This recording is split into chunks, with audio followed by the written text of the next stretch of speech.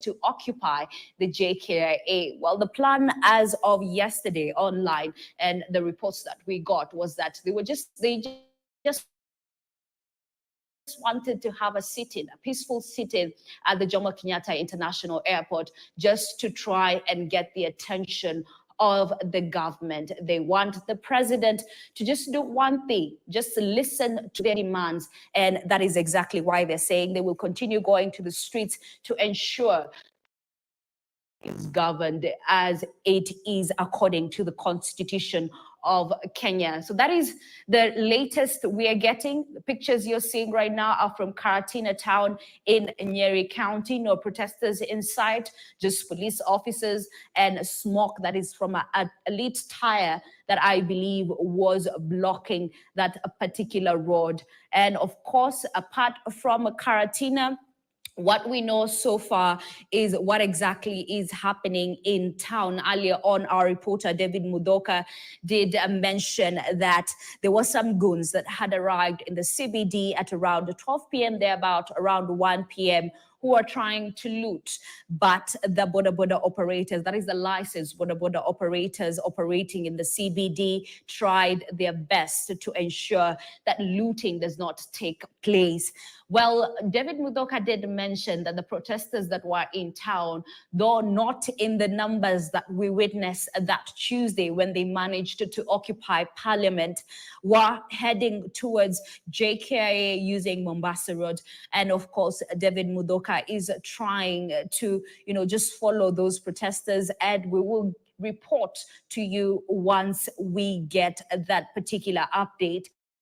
But as the situation on the ground in majority of the areas in the country, from Kakamega, it has been calm. And earlier on in Nyeri, before that is Clement Masombo went to Karatina, the situation was equally calm. We equally saw a number of residents of that town holding batons, and they're saying they're trying to protect their businesses. So that is the events, those are the events that we've witnessed today. Not forgetting the Inspector General of Police, that is Douglas Kanja. He's the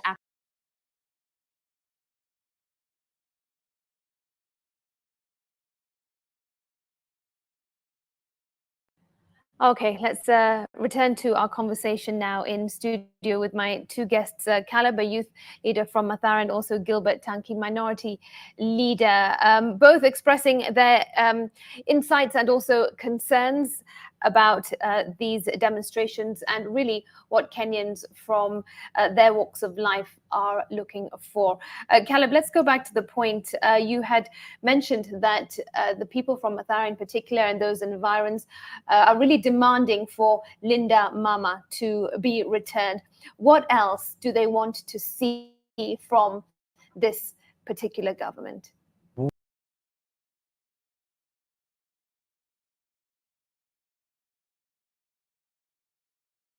Being used by protesters to just try and block the road to ensure that transport is paralyzed in that particular town in Karatina, as the Gen Z continue, reiterating the fact that they are fighting for this country. They say that they're fighting not only for themselves, but for the future of Kenyans and Kenya in general.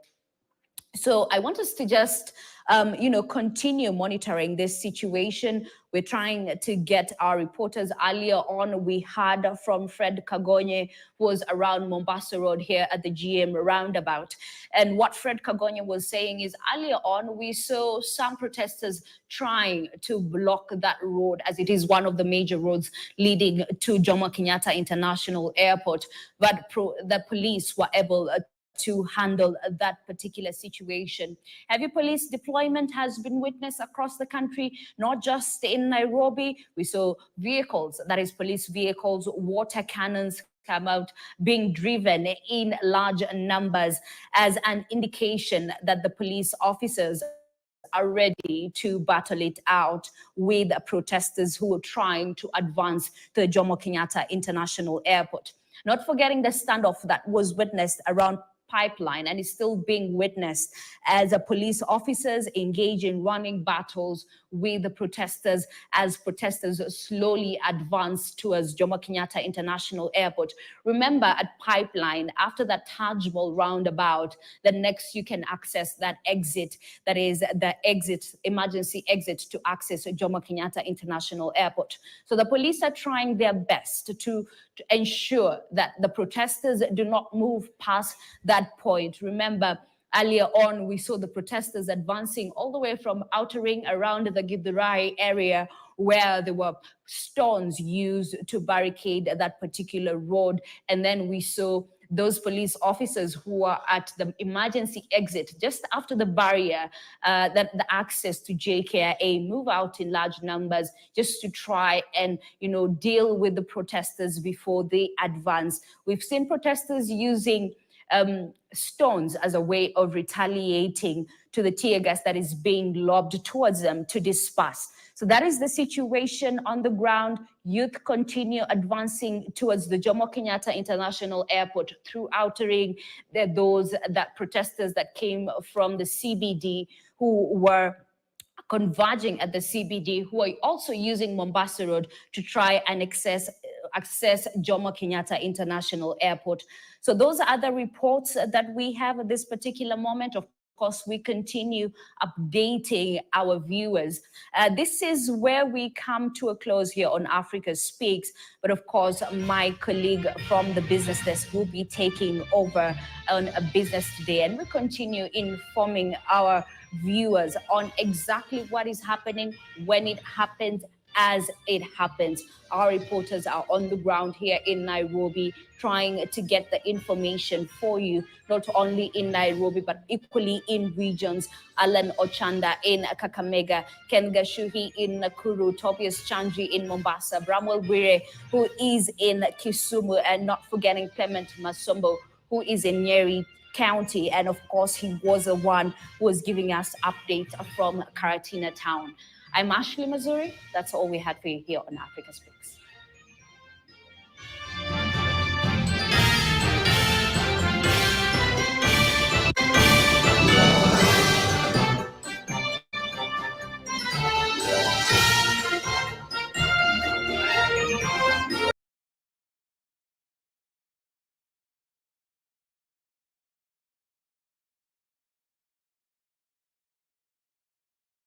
School. So our secondary school should be free. That is our discussion now. Okay. We want a free education, a free secondary school education, a free primary school education, a free ECD school education. All right. Some of the outcomes that you hope may come through from these demonstrations and these demands to the government. Gilbert, I will come to you in just a moment. But first, at this point, we need to cross over live to Parliament, as the House is currently discussing cabinet nominees. Remember that President William Ruto in the last few weeks dismissed his entire cabinet, and then he in fact reinstated some of them and also put forward some fresh names as cabinet nominees. So let's take you live now to Parliament to listen in to that conversation. Expect that we are going, or His Excellency the President is going to appoint angels into cabinet. So in as much as Honorable Junet is here threatening those nominees, even him, Honorable Junet, he who comes to equity must come with clean hands. And therefore, he must not stand here and threaten the careers of other Kenyans as if he's a very clean man. Even him, we know him also, Mr. Order. Order. There is no motion against him here. Yes, Sunguli. Mr. Speaker, I want to thank you for the message that you have delivered, and I want to say that I'm sure that this time the list is very correct. And on behalf of the people of Narok, I want in advance to congratulate Honorable Soipan Tuya for coming back to a very important ministry. Order, Sunguli. Order. Soipan is not a minister yet. She's only proposed. Kiborek? Order. Order, let's hear Honorable Kiborek. Thank you, Mr. Speaker. I want to, Mr. Speaker, will it be in order for the House to revert those CSs who have been vetted by the same House previously? My second point, Mr. Speaker, is there is many rumors going around that there's a broad-based government, Mr. Speaker. Is there a possibility that Mbadi doesn't want to sit because maybe it will be something in the next coming days, Mr. Speaker? Maybe the arrogance has started getting to his head, Mr. Speaker. Mr. Speaker, or maybe the humility, because I know Mbadi is a very humble guy. Maybe, I don't know, or maybe Junet is an interested party, Mr. Speaker. Yes, Kiborek. Mr. Speaker, I was asking, is it in order to revert those CSs who have been vetted before, Mr. Speaker? Lastly, Mr. Speaker, in the same House and the same Parliament to revert the CSs for the second time. And thank you, Mr. Speaker. Order, Honorable Kiborek.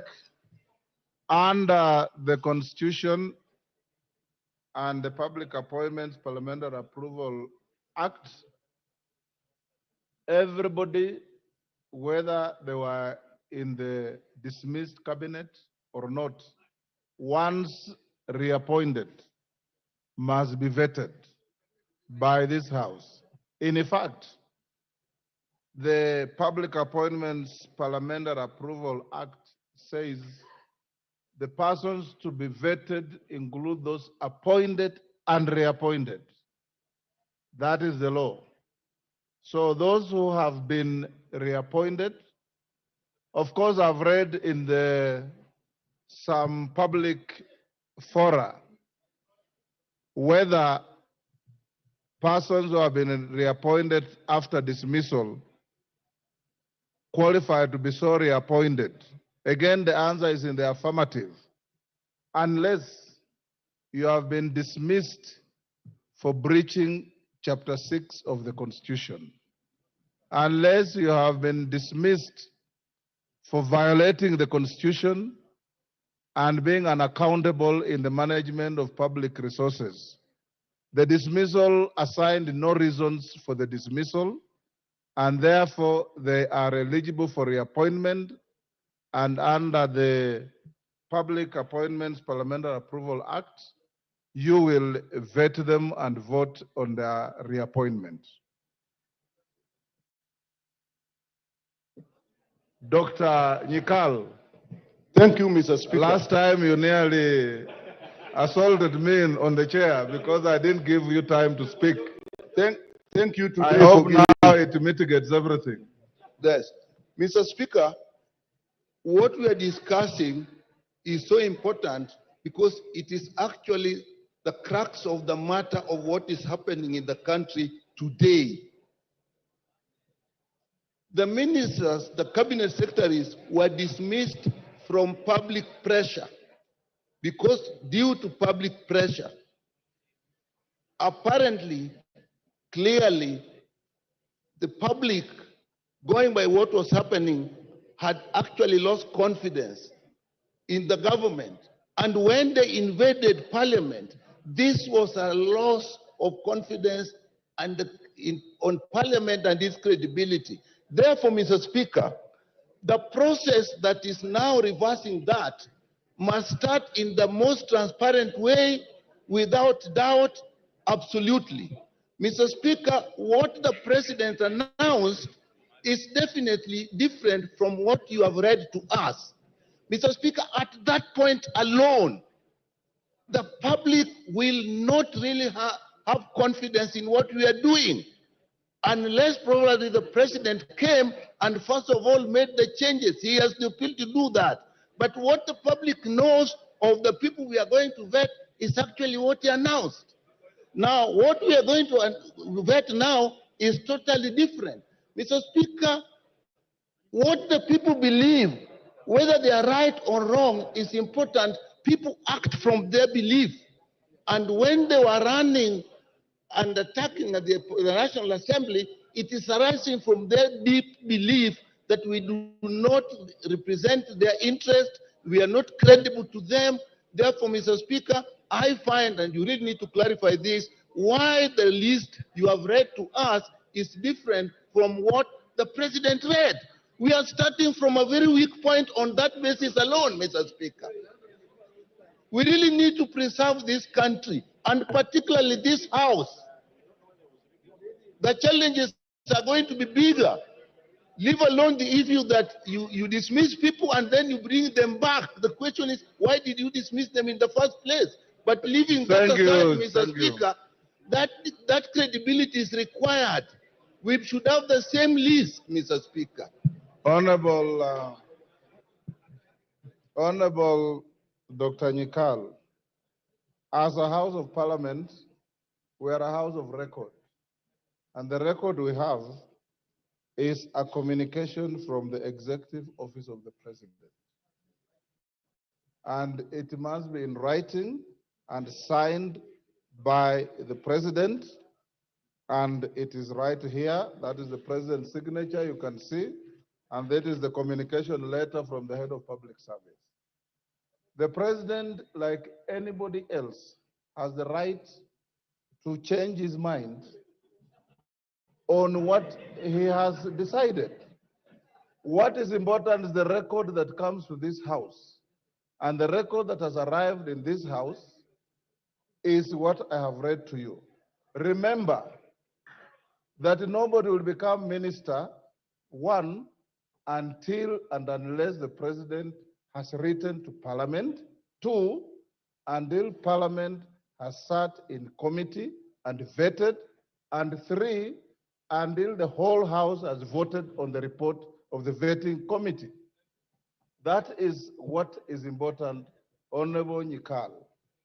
We have had cases before where members were pronounced on media as having been appointed as ambassadors, and we have received communication that shows that they have been transposed from one station to another, and we have vetted them without question. In any case, the proposed names that I've read to you are not ministers until you pass in this House. So there's nothing inconsistent. Yes, Kaluma? I thank you, Honorable Speaker. Honorable Speaker, I'm not fortunate to sit in the committee on appointments. But Honorable Speaker, let me tell the members of that committee something the High Court said a short while back as they go into that critical process before I make my last comment. They includes yours truly here. I'm the chair of that committee. You are the chair? Yes. You are the chair. And I'm your loyal assistant, Honorable Speaker. Honorable Speaker, in the year 2018, this is what the High Court said regarding public appointments under the new constitution. And I quote, Honorable Speaker, that August 27, 2010 ushered in a new regime of appointments to public office, whereas the past was characterized by open corruption, tribalism, nepotism, favoritism, scrapping the barrel, and political patronage.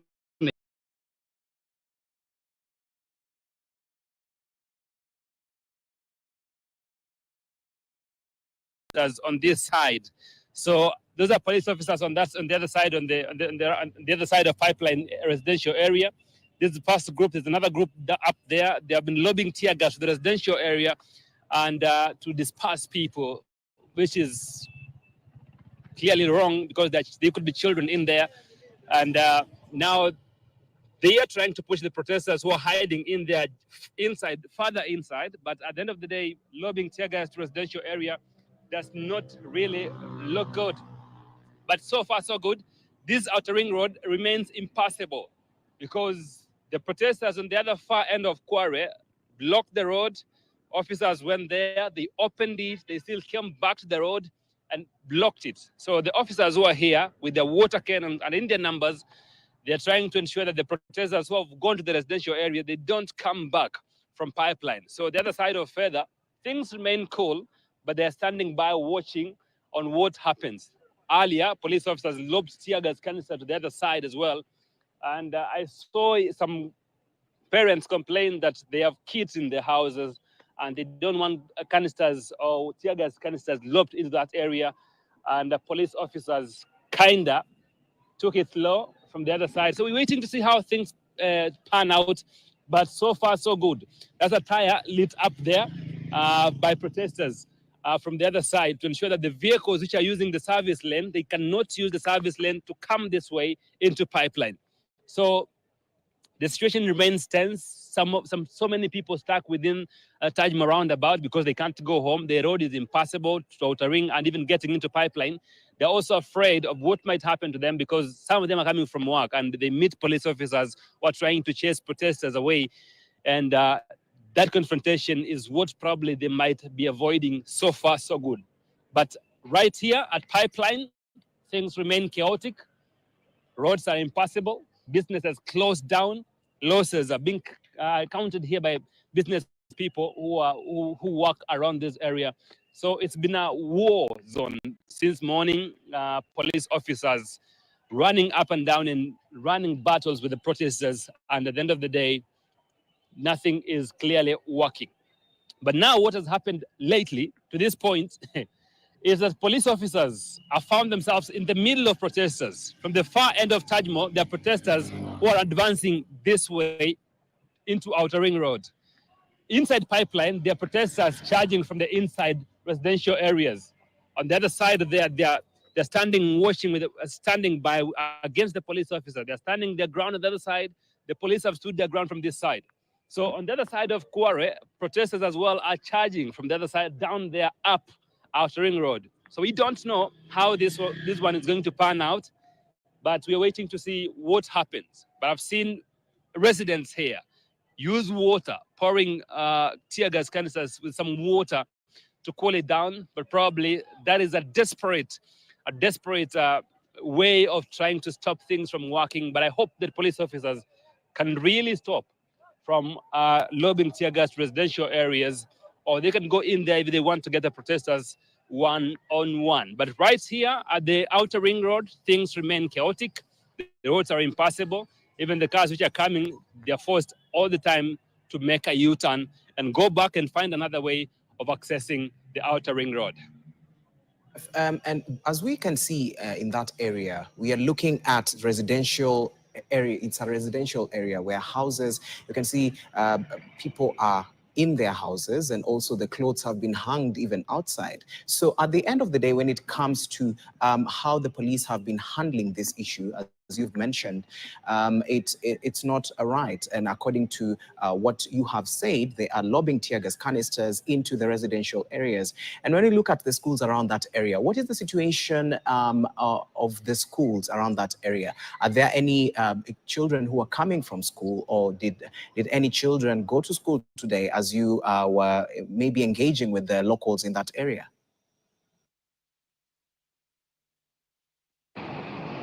I have been, I've not seen any school-going children coming out of school, because probably there could have been a local warning for parents to remain home with their children, because schools within pipeline are within pipeline, in the deeper side of pipeline. So probably if police could advance while lobbing tear gas into those residential areas, those schools which are nearby, it could have been chaotic and dramatic at the end of the day. But I've not seen school-going children coming out or going home. I've not seen any so far, so good. Probably they have stayed away. And for the residential areas like this one here, the residents of this area, they are still remaining on those balconies, watching all day long. I've been here since 1 p.m. I've seen them stand there, watch. Police officers trying to use water cannon. They run back to the houses and they come back out. On the other side there, you can see in the far end up there, there's a running battles between police officers and protesters. So that is another chaotic area around Taj Mahal.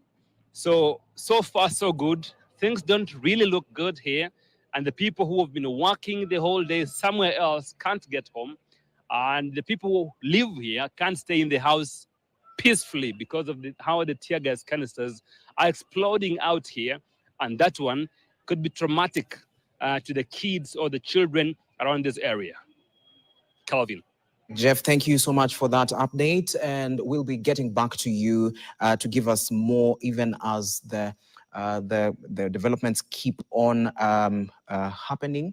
All right, and as you can see on your screens, we have some breaking news where Aden Duale has been swapped with Soipan. Now, Aden Duale is going to be taking, and I can read his tweet. I'm grateful to President William Ruto for reassigning me from the Defense Ministry to the Ministry of Environment, Climate Change and Forestry.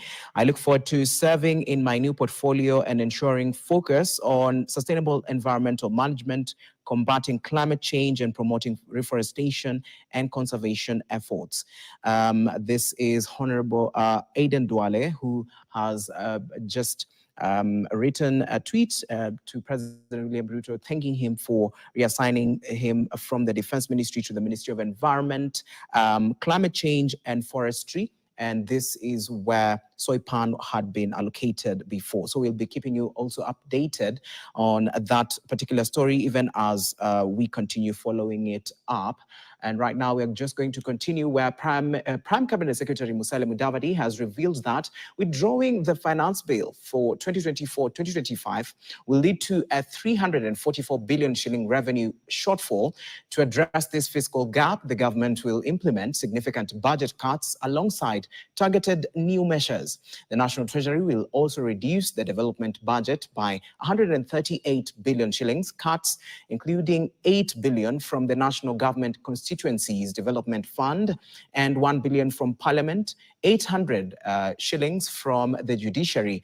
Additionally, 14.6 billion will be slashed from the infrastructure projects, with 14.1 billion from road construction and 6 billion from water and sanitation, and further reductions across several sectors.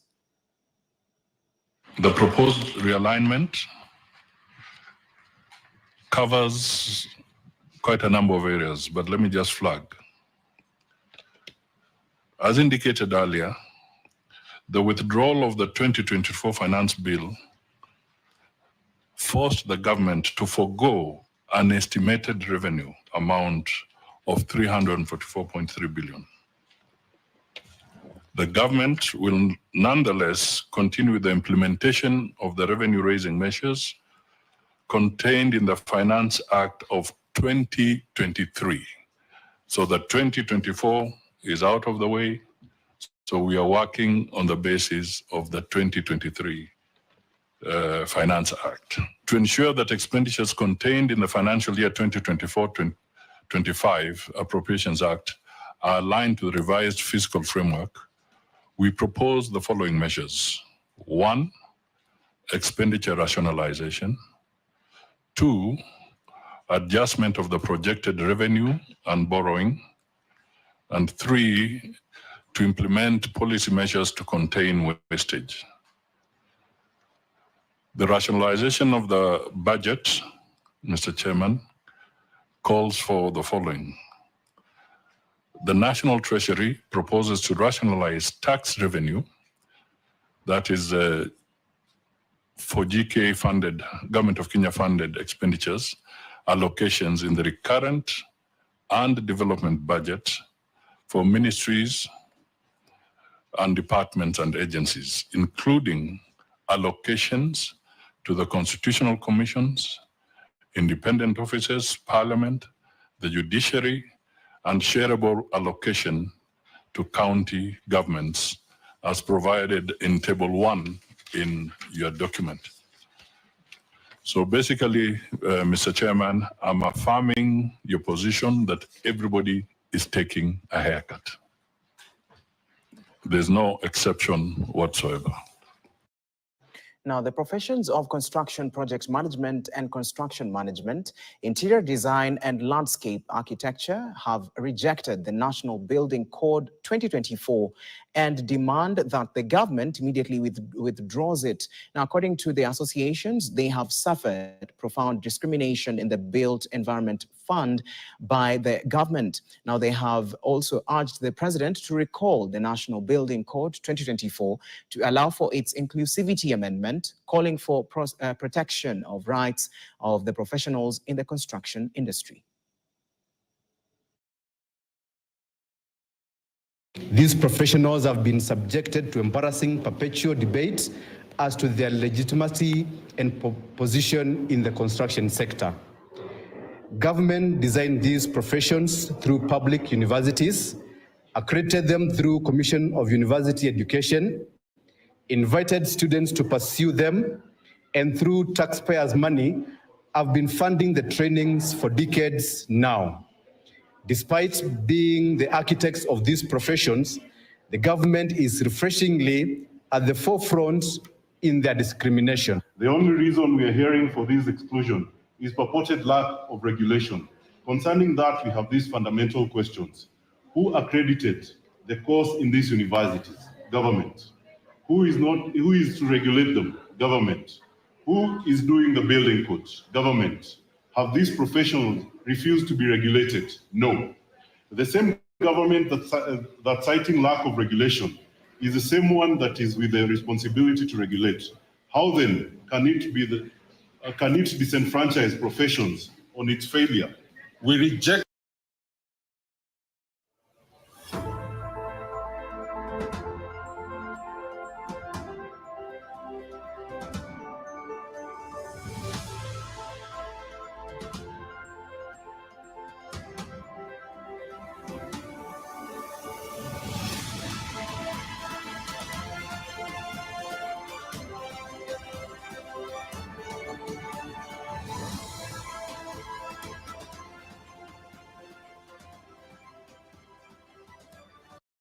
Other professions continues to highlight these concerns of a government that does not listen. Mr. President, and I repeat, Mr. President, do the right thing. Recall the National Building Code 2024. It is not late. The code is meant to come to effect in February 2025. We have a window to do the amendment before then. All right, right now we are going to go right into Parliament, where the National Assembly is resuming after a short break. So let's go there and listen to what is taking place. Has made a number of unsubstantiated allegations against individual members of Parliament, against the 13th Parliament, and against everybody. As much as that apology, on the face of it, as a human being, I may be tempted to accept. But Mr. Speaker, because this thing has been so much circulated and it's all over, I want to beseech you to refer this issue to the Powers and Privilege Committee so that that document is properly subjected to justice. Justice means I want to go and appear as a witness and say the pain and the agony that I went through as a member who has been included in that particular bracket. So, Mr. Speaker, taking into account that this member has been flip-flopping also, I'm sure next time you will say you do not speak to the Speaker. And we do not want the integrity of the Speaker to be put on question. So I want to agree with the majority leader. For us to be fair, for us to be contented, for us to be satisfied, we beseech you to refer this to the Powers and Privileges Committee, and it will not only deal with this issue, it will also deal with any other member, any other will-be member who will be casting aspersion on the integrity of this House as a House and also individual members. So, Mr. Speaker, I beseech you. This will also give us an opportunity to amend if there are issues that we need to amend in the current standing orders or in the Powers and Privilege, so that this House remains a respected House in line with the letter and spirit of the current Constitution. Thank you, Mr. Speaker. Dr. Mutunga.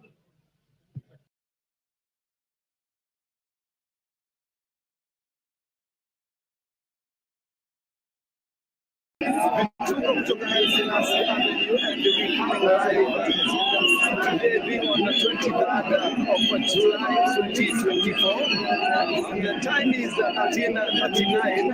These guys are saying that they're heading to airport, and this one will continue to be the let's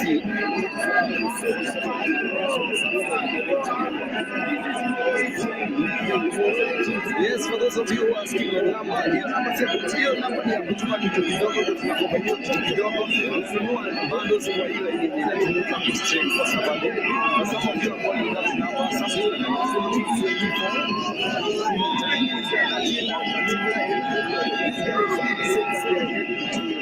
Yes,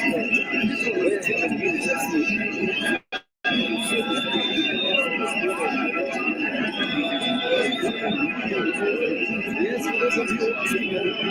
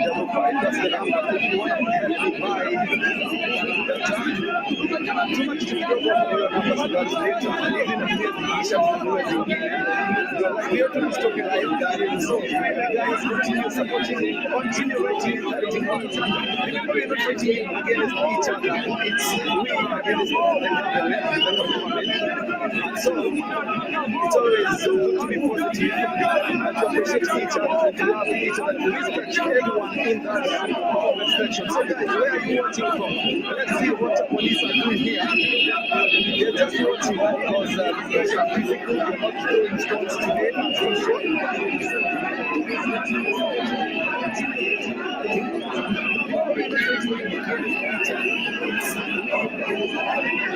Yes, so wale wanauliza kama tuko live, it's live on Moi Avenue.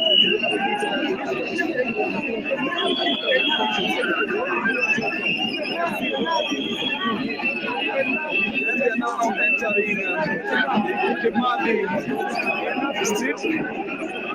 And behind them we can see police.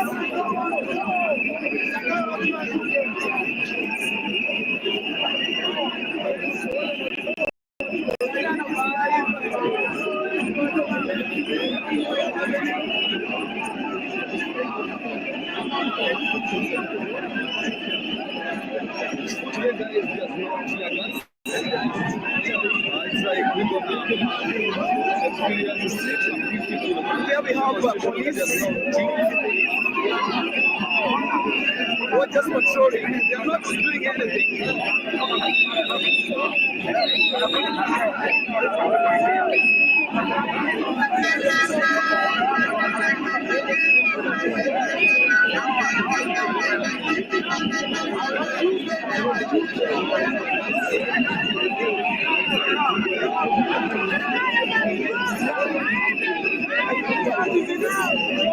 We thought it was not going to happen today, but unfortunately it's happening live from Nairobi. For those of you who are asking, come and go live, to go live.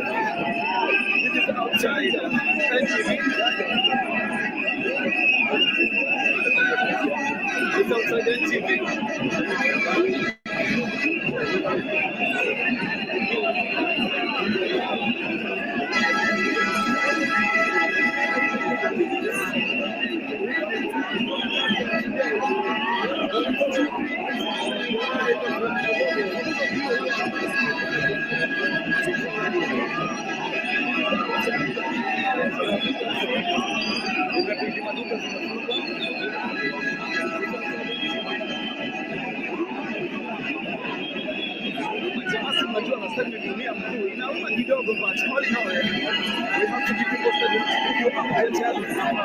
Yes, your number one update channel. This is Korori TV. Thank you.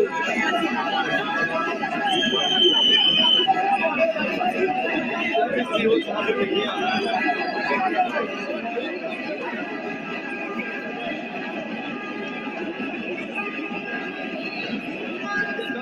chanting the police. Yes, today being 23rd of July at around 1:30, live from Nairobi. Yes, what's up on your network? 23rd of July,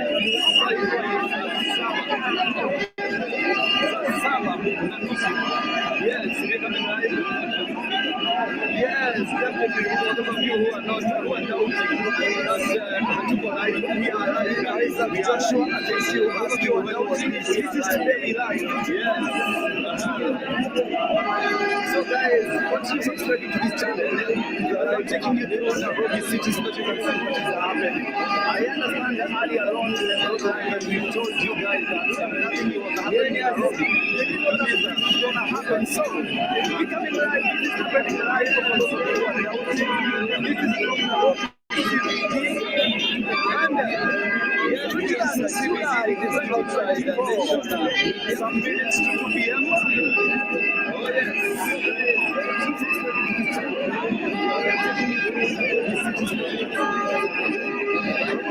Alright, guys, we can help each other. Yes, for those who are saying for my last stream, it's watching by the quality. The number is 0 seconds the video. 224455. That's the number. If you want to see that in person, that's the one for demanding monuments. We talk about your number. Even the next issue you do it in.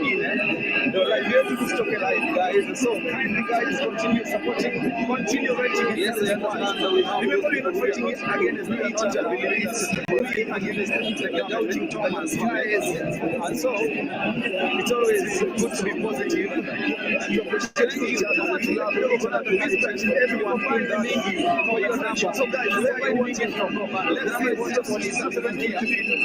They're just watching because the market is doing response today.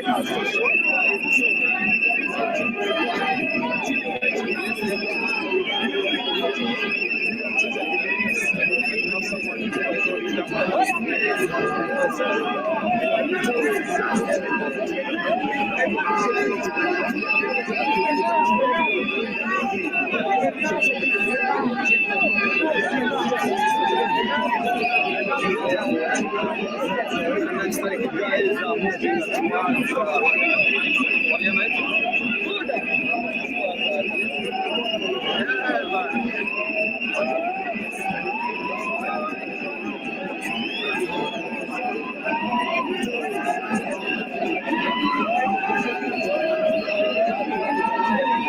Today, guys, there's no checkers. It's like the Gen Z is having a stream and visiting people. There's no demos in town.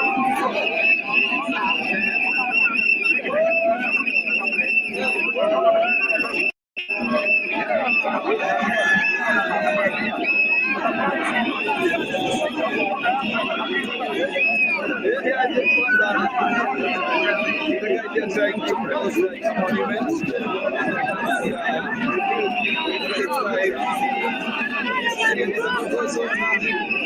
It's like they've been blocked by the police, and so never agreed to change the direction. As you can see, the police are very much ready.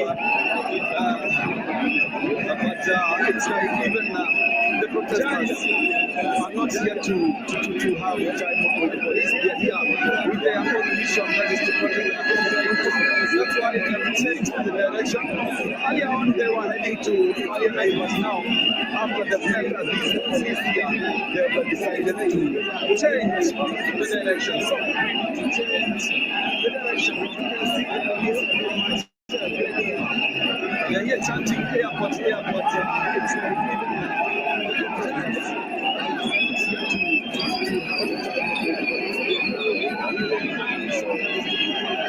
It's like the altercation of the election and the police are working to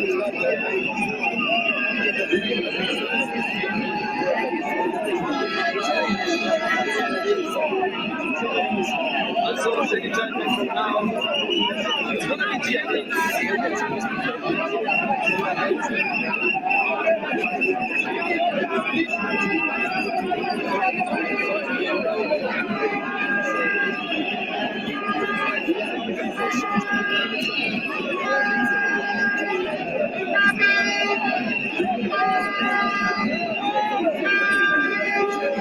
Today being 23rd of July at around 1:30 Nairobi. Yes, July. Saba na nusu. Yes, yes.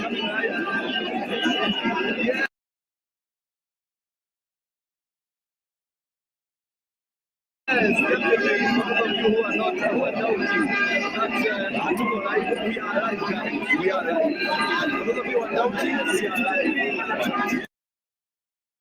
alive. For those of you who are doubting, this is from Nairobi CBD, and 23rd July 2024. Some minutes to 2 p.m.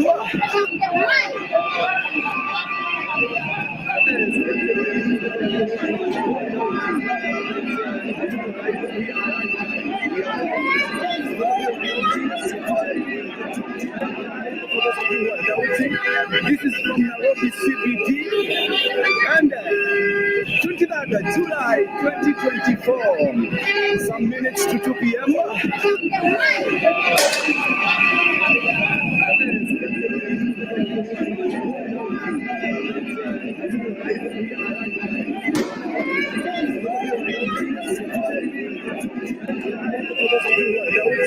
This is from Nairobi CBD, and 23rd July 2024. Some minutes to 2 p.m.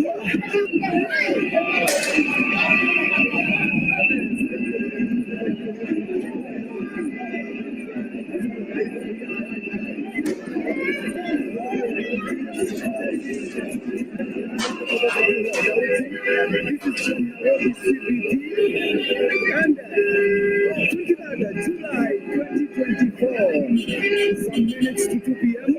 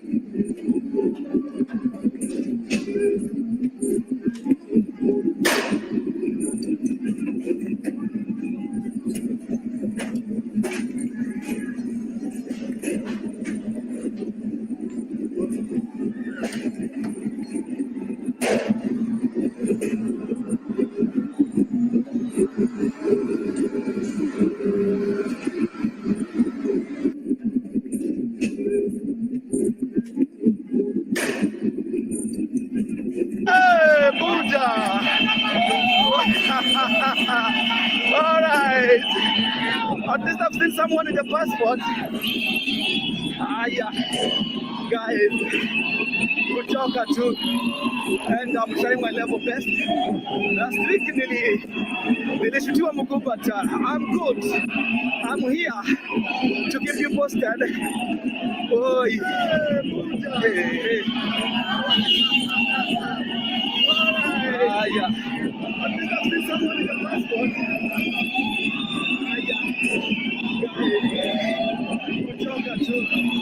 Kazi ni kujituma wadau, and so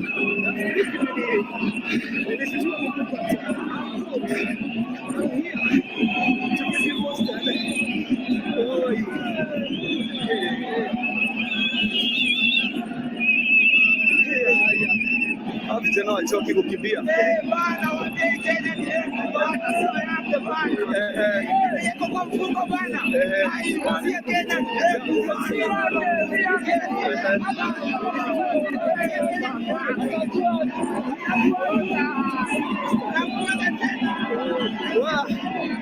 Guys, it's like I'm gonna look for another motorbike because hawa vijana hawachoki, but I'm here to keep you posted. By the way, waseni tumieni pesa ya maji tafadhali. The number is 0723224455. Namba ya kutuma maji tafadhali.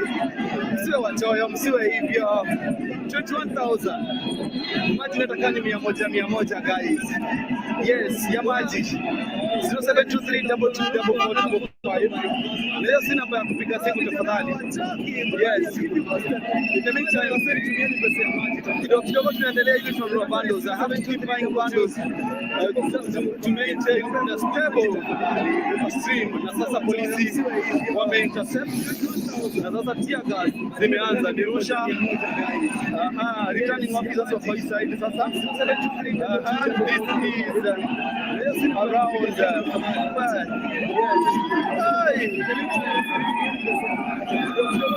Lang'ata Road imeanza, Junction ya Lang'ata Road na Mombasa Road wameanza kurusha tear gas nao. It's gonna be of the road here. Inakaa majuu watu wengi, watu wangu. Inakaa majuu watu hawaendi tena kwa sababu tear gas zimerushwa.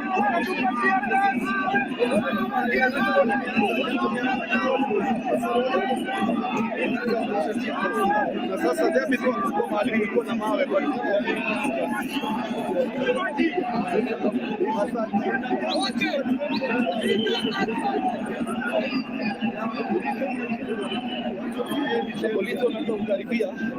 So this is from around Nyayo Stadium.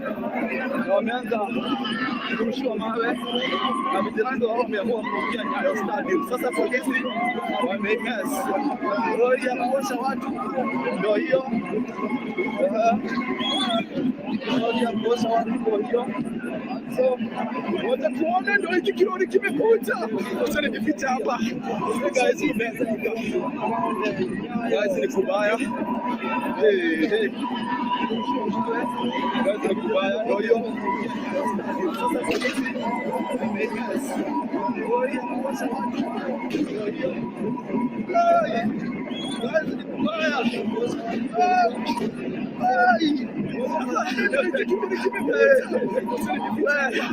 Watu wameingia Nyayo Stadium wote. Guys, ni kubaya. Guys, ni kubaya. Siaka kila mahali.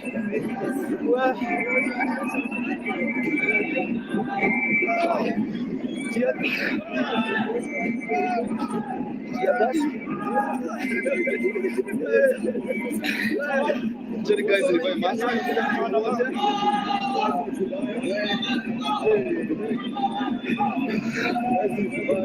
Yeah.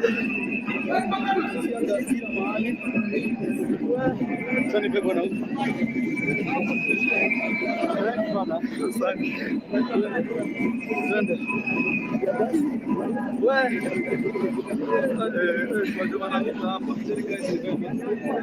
kule mbele unaona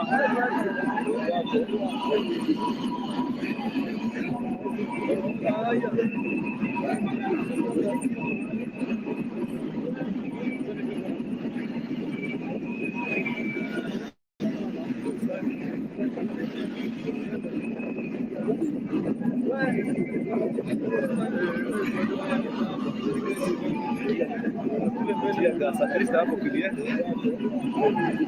Hapa tuone wanawarudisha.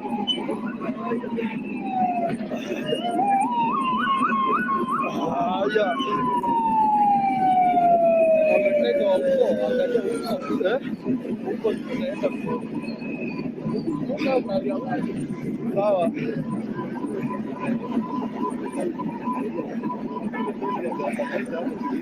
So guys,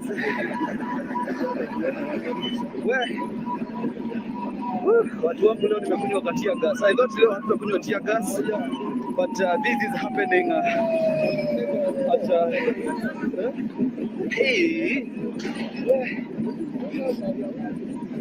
yeah, tia gas guys. Angalau mtumia maji guys. Angalau mtumia maji. The number is 0723 22 44 Tumeni ya maji tafadhali. 0723 22 44 hiyo ndo namba ya kutuma kitu kidogo at least. Last week niliumia mguu, but yeah. I'm here to make sure that you're posted and you are up to date. The number is 07. This is the roundabout between Nairobi and Uhuru Highway.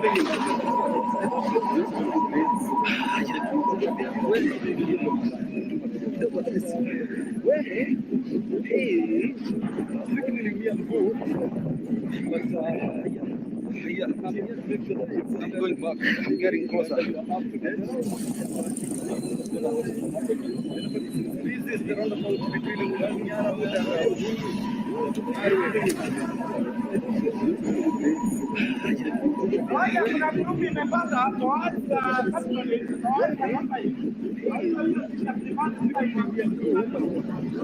vijana waliingia ndani ya Nyayo statue ndio waweze kutokea ile side nyingine ya Capital Hill, na huko tunafikia polisi wanatumwa watalii, but thank you guys.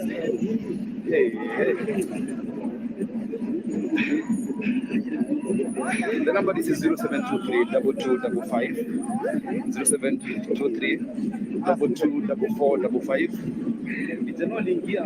I'm trying to pin it here, but every time I'm trying to pin it unatokea kikitu tu, najipata tumetolewa mbio. So let me try as I wait to see. The number is 0723 2255 0723 224455. So guys, this is live from Boroni TV. So let me try as I wait to see.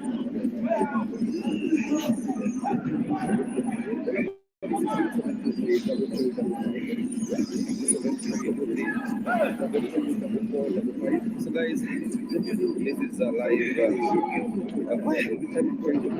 Boroni TV. So let me try guys, kwa wanapiga hiyo simu, hiyo namba si ya kupiga simu tafadhali. Mutakatia live tafadhali. Mwache kupiga hiyo namba tafadhali. You can send me an SMS. Yes. Uko ni mguni ponye.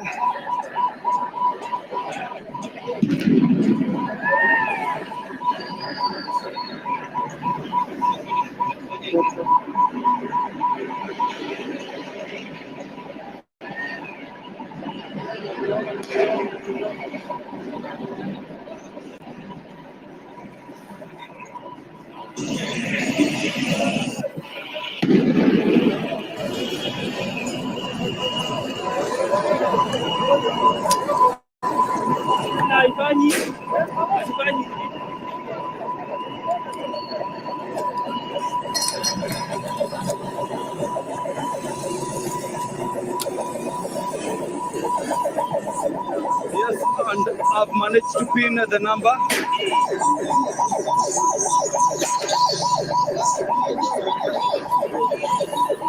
I've managed to pin the number.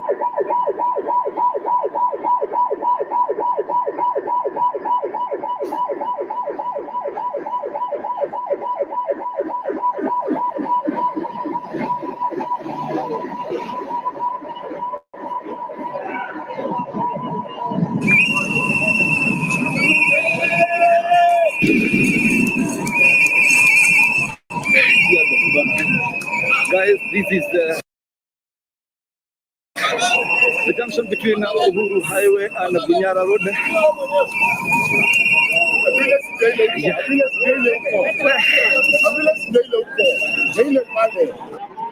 Yeah.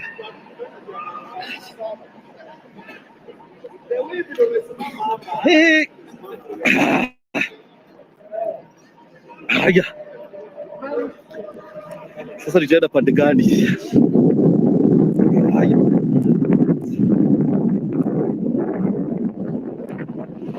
Haya. Guys, we're heading to airport. And it's around the junction between Langata Road and Mombasa Road. Where the police made an advance, and this is the result. We are all crying, we are all in tears, including the police. So guys, imagine venye tu mna watch, ukubali tu kusubscribe kwa hii channel tafadhali. Kubali tu kusubscribe kwa hii channel. Sijui hiyo mraya imeenda wapi. Imetawanywa tu moja moja, labda watajikusanya tukutane nao baadaye. But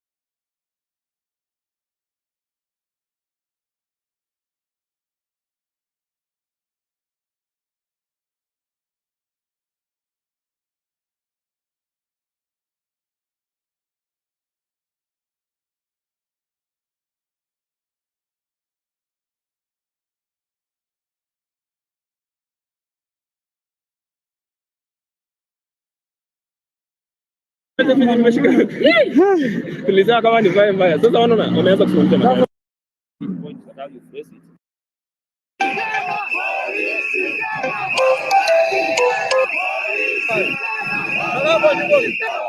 I'm getting closer. I'm just gonna what is happening.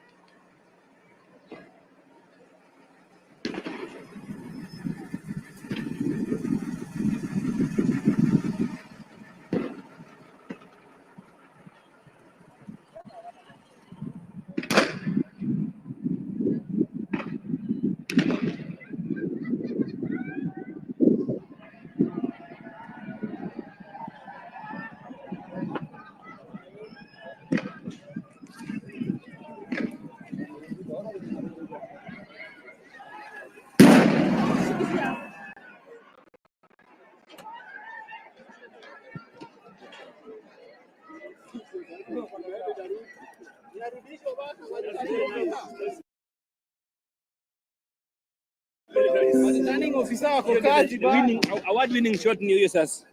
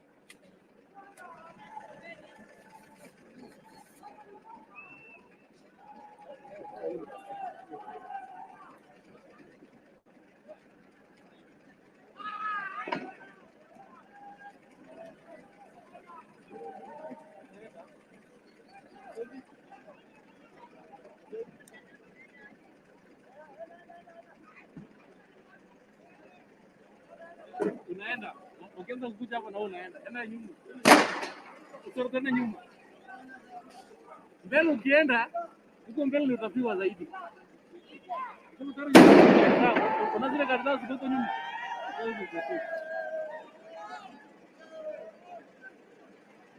Hapa mwa itafika.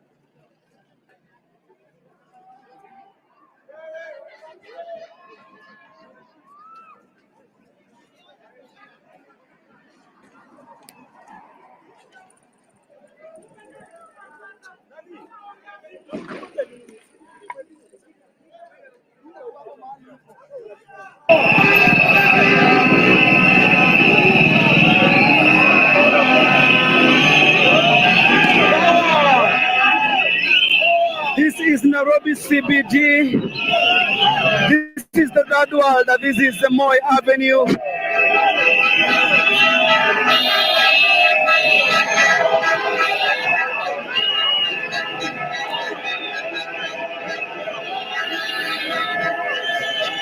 All right, asante sana, sauti ilikuwa mbaya kidogo, but unfortunately we back. Thank you for your response, guys. Thank you.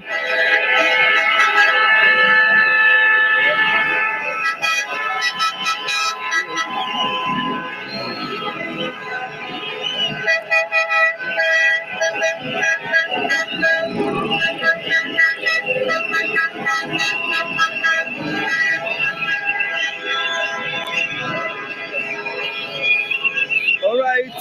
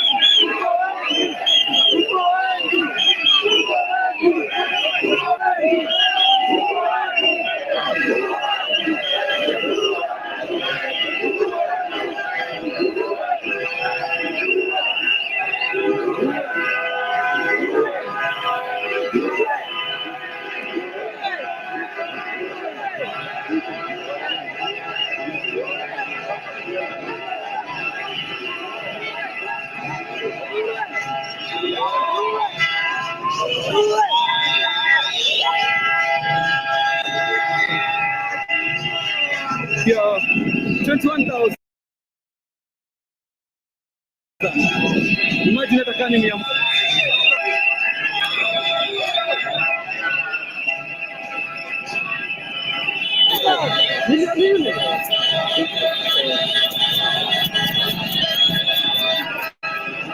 Yes,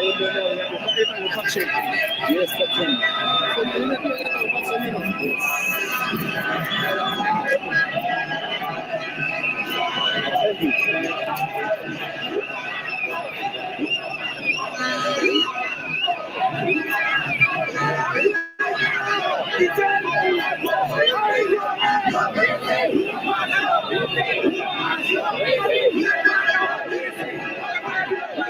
Alright guys, let me get you closer so that you can see what is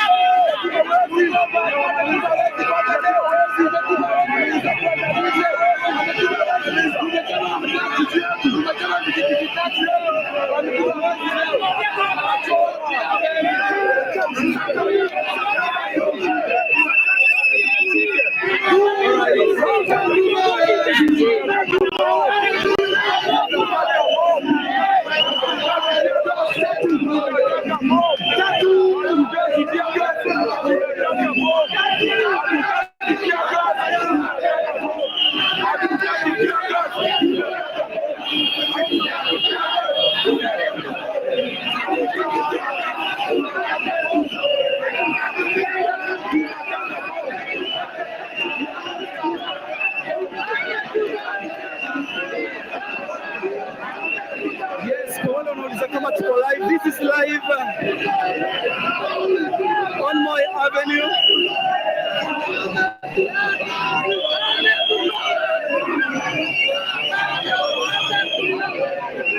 And they are now entering Kimathi Street.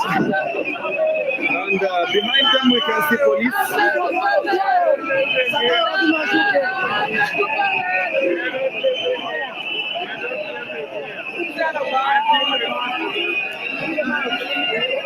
All right.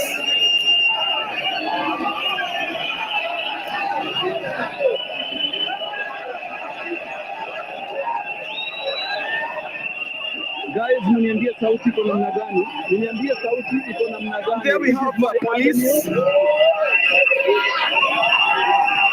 We're just patrolling. They're not doing anything.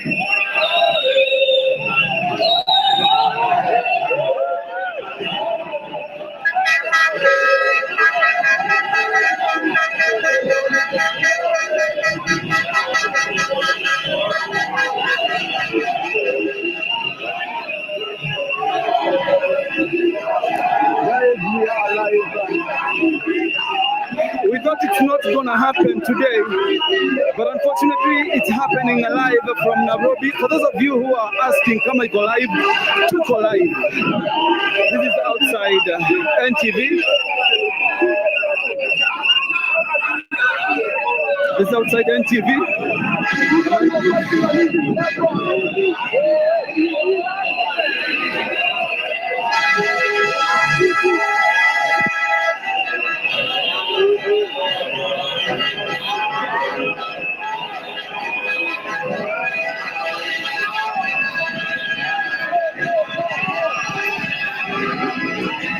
As you can see,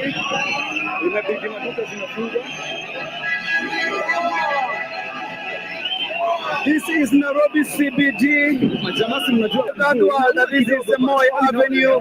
We have to keep you posted, we have to keep you updated. Yes, your number one update channel. This is Morori TV. Yes, thank you. Alright, asante sana, sauti ilikuwa mbaya kidogo, but unfortunately we back. Thank you. Thank you for your response, guys. Thank you. They're dancing and chanting to the police.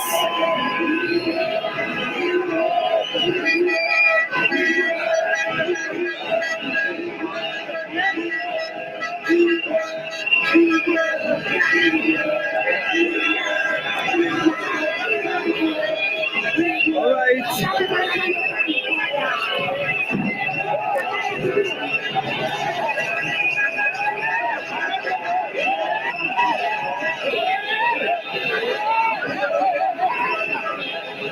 Isaac Joshua, I can see you asking when was this. This is today we live. The live updates.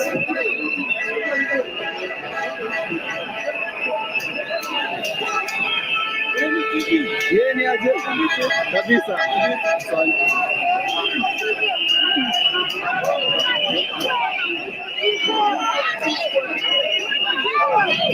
Yes, this is CBD. This is outside Nation Media.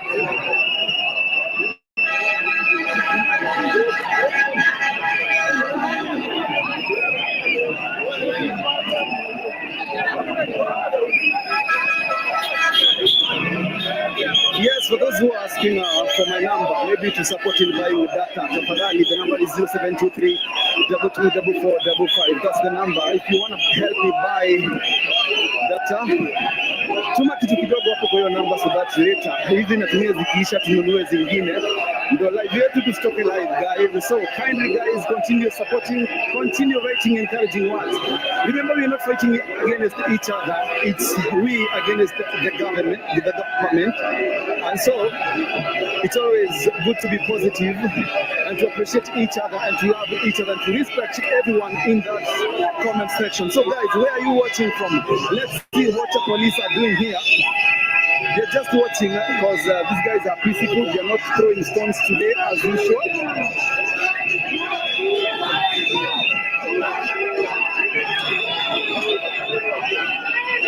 And you have someone maybe controlling them. Enough is enough. Enough is enough. Enough is enough. Enough is enough. Enough is enough. Enough is enough. Enough is enough. Enough is enough.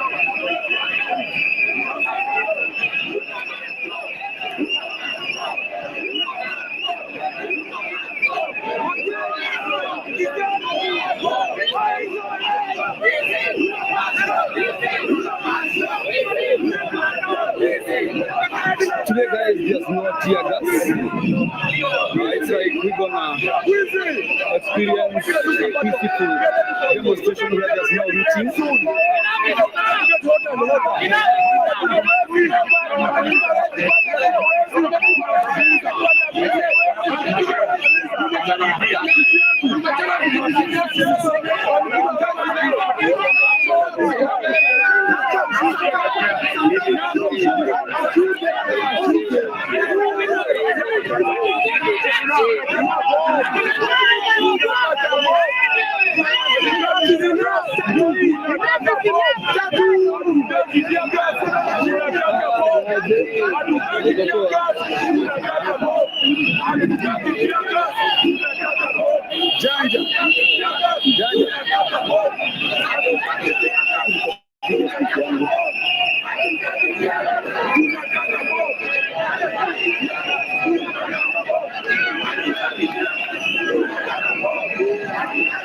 Yes, live. This is live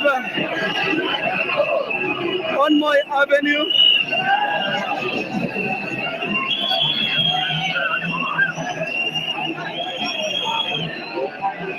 And they're now entering Kimathi Street. And behind them we can see police.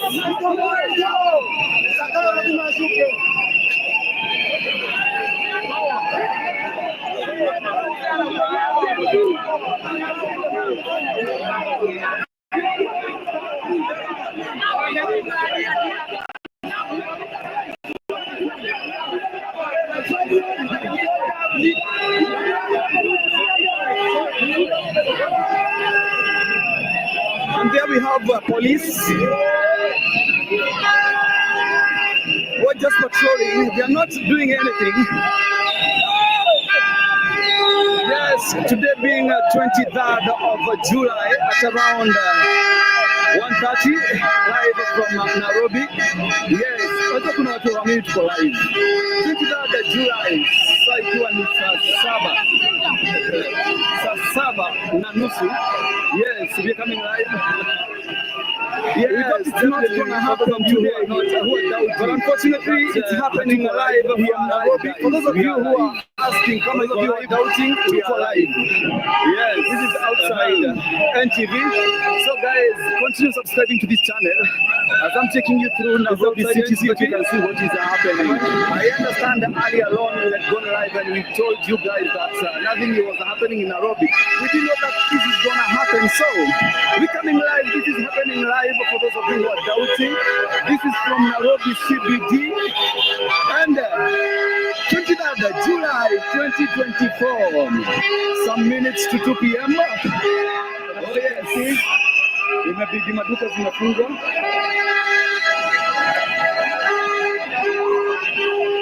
All right, and guys, we can help each other. We have to stream it for strong quality.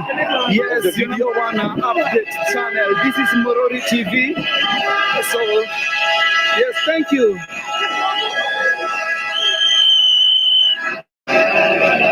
Let me see what's happening here.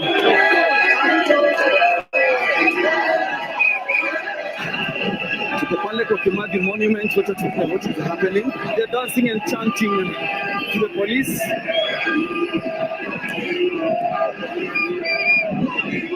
Yes, I understand that we have those people who are not believing that people live.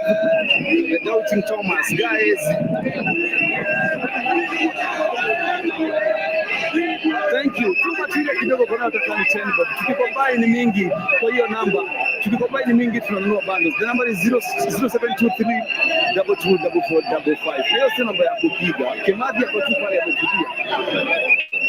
Isaac Joshua, I can see you asking when was this. This is today we live.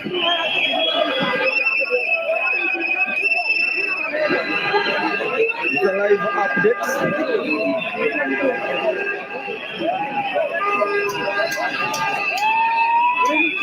Yeni aje kabisa.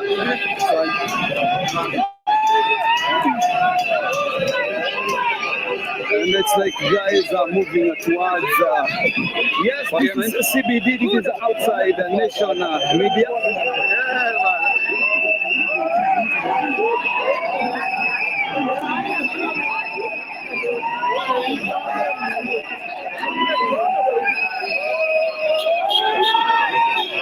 Yes, for those who are asking for my number, maybe to support in buying with data, the number is 0723 224455. That's the number. If you want to buy data, tuma kitu kidogo hapo kwa hiyo namba so that later hizi natumia zikiisha tununue zingine. Ndio live yetu tustoke live guys. So kindly guys continue supporting, continue writing encouraging words. Remember we're not fighting against each other. It's we against the government with the monument. And so it's always good to be positive and to appreciate each other. It's not to respect everyone in like being a section. So guys, where are you watching from? Let's see what the police are doing here. As you can see, the police are very much ready. These guys are peaceful. They are not throwing stones today. It's like even the protesters are not here to have time with the police. They are here with their own mission, that is to not someone missing and throwing them. That's why they have changed the direction. Earlier on, they were heading to Parliament, but now, after they've met these police here, they've decided to change the direction. So, enough is enough. Enough is enough. Enough is enough. They're here chanting airport, airport.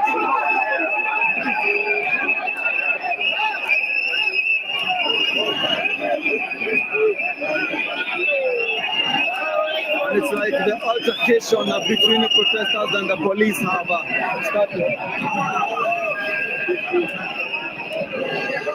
Today, guys, there's no tear gas.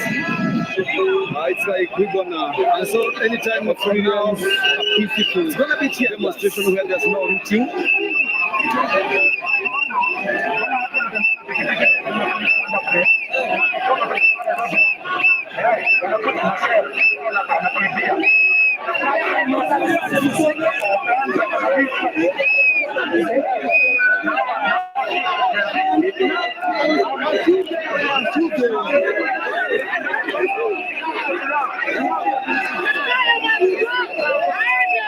No police here.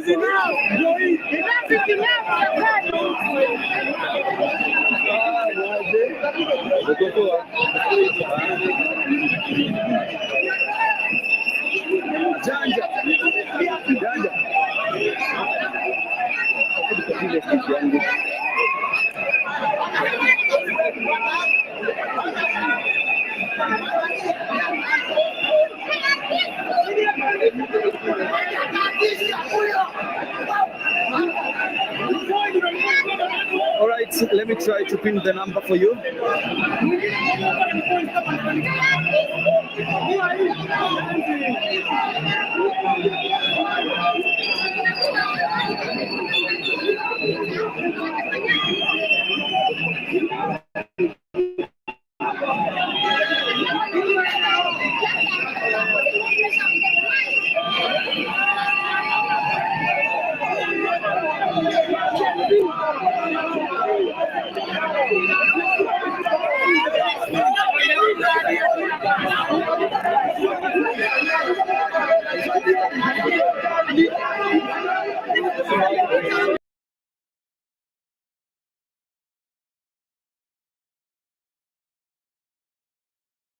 Deliberate move, Honorable Biri, and I want to thank you for the moving because you know we belong to the same party. You have moved this report very well. So what I want to say is this could be a very deliberate move because most of our fund managers, honorable members, are people who have a background in terms of professional background, either an accountants or are economists. And actually one of the basic criteria for recruitment is that you are able to prepare books of accounts. The other thing, CDF does not operate as a separate, what do we call it, this book where you record expenditure. Is it cash book? They don't operate a different book. What happens is there's a district accountant who is posted there by the Ministry of Treasury to oversee accounting works. On that basis, Honorable Biri, I will not believe when you say that people are not able to provide accounting documents because they don't have what it takes in terms of capacity. I would want to agree with you that they are not able to provide those documents because they are doing it deliberately so that they cover some of their wrong moves in terms of financial accountability. And to me, that's why we would want to see a more stronger recommendation saying that in situations where people have not been able to account for such a money, then you either hand those people to the Auditor General for further investigation or either to the DCI for further investigation. So that in that case, then we all these fund managers are accountable for purposes of implementation of our projects. And we have to bear this in mind. It's important I say this, Honorable Speaker. Most of these fund managers are not locals. They don't come from that constituency. And most of them don't come from that county. So in a situation where you want them to misuse the money, you'll be taking away money from a specific constituency to another different constituency. So in that case, we lose big as members of parliament because if a fund manager misappropriates resources, more likely those resources will be invested in another different constituency and not where the person is working. So even as we oversight this money, it is important to realize that we love our fund managers, but they must do their work professionally. To me, this is a very important point, that we don't lose it. And in that case, then we'll be able to streamline this process. And Honorable Speaker, I want to say this. Before I came to this parliament, I was a monitoring and evaluation specialist. I've prepared a lot of monitoring frameworks. I've done a lot of evaluations, and I've done a lot of impact assessment of programs. I want to confirm to this country today that there is no other program in this country which is more impactful to the lives of our Kenyans more than NG-CDF. I want to say that as a profession in that line, that this program has had very positive impact to our people. And anybody who thinks you can do away with the CDF, you might aid the member of parliament, you might aid the person overseeing the money, but if you aid the member of parliament, please take the member of parliament out. But let's have NG-CDF continuing in this country because it has very serious positive impact to the lives of our people. And I always say, Honorable Speaker, I'm sure you're overseeing a constituency like me, and we joined this parliament the same day with you. If you look at what you have been able to do in the last 10 years, we have 50 million every year in Oman Bay town, Honorable Speaker, and compare it with what the governors have done over the last 10 years with their billions, it will be clear that what you have done has a high impact, has really helped your people, and it is visible as compared to what some of these county allocations are doing. So to me, I would be seeing as supporting a proposal says, can we increase the money so that, because this money is having impact, so that we help our people more and more. And in that case, we'll be helping this country and we'll be growing the local economies where this money is being utilized. So with those many remarks, Honorable Speaker, I want to support this report and say this is time we even increase the allocation for CDF so that our people get value for money and mostly public resources. Thank you, Honorable Speaker. Honorable Julius Meli. Thank you, Mr. Speaker. Mr. Speaker, I rise to support this report. And Mr. Speaker, from the onset, I want to thank the committee for coming out with such an very informative, very detailed, and a report with a lot of details, especially on public projects. Mr. Speaker, the Auditor General's Office is a very important government office that tries a lot. And I think this is very important for this House and for the country to know that. That office is for the good of the public. That the money that has been allocated to a public entity shall be made to good use. That the resources that have been allocated to schools, to colleges, to universities, and even to hospitals are actually brought to good use. Honorable Speaker, each and every other time when an audit report is read, at times officers do not take it in good faith. It is a very important document. It is a document that tries to educate and tries to bring the public to know how their resources have been used. This report on NG-CDF, which affected the constituencies in Bungoma County, actually resonates across the country, especially on certain issues. That one, CDF or NG-CDF, as it was renamed, is a resource that has enabled government funds to reach the remotest parts of this country. It is a fund that has a very clear structure on how it is being managed. CDF has seen constituencies build several schools, several projects, police stations, and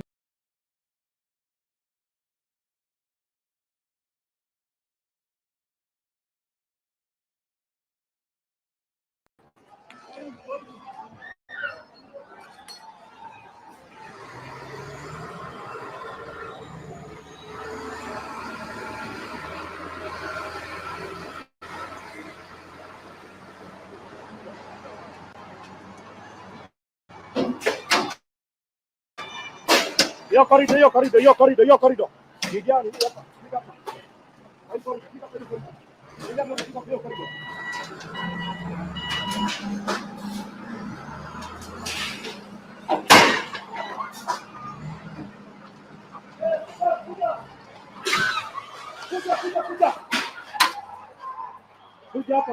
Kuja hapa.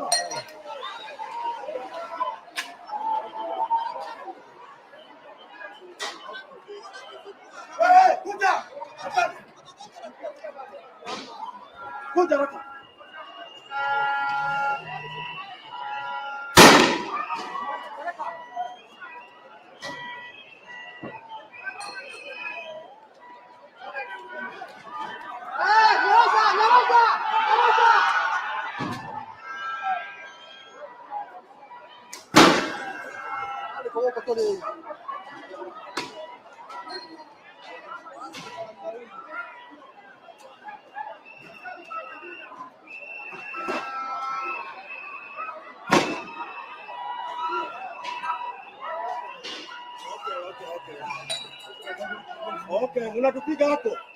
Unakuja.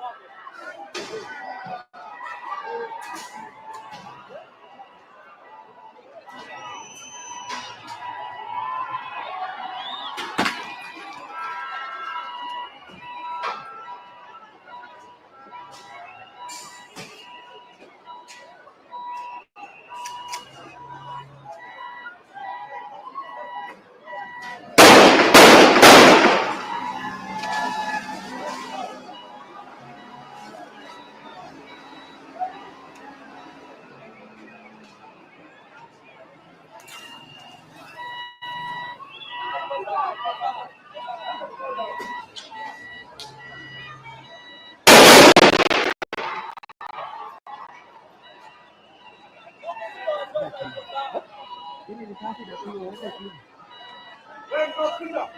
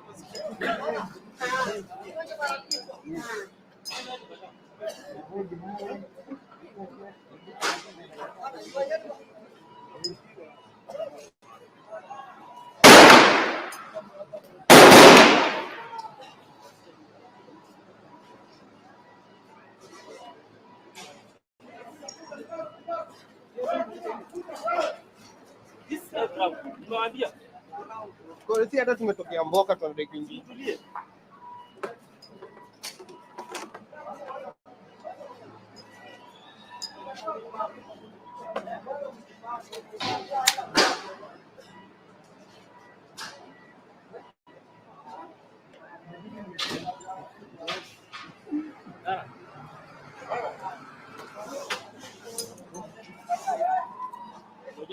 Wacha kuwapita.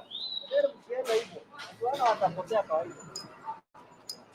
Kuja twende risasi, nitakukula risasi wewe. Jaribu kusimama mbele yangu. Jaribu kusimama mbele yangu. Nitakukula risasi.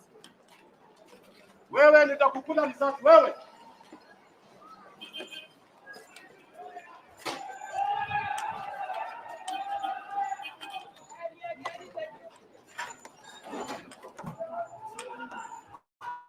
Usitoroke.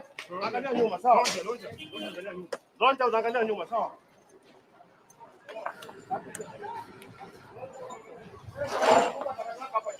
Nitakupika risasi.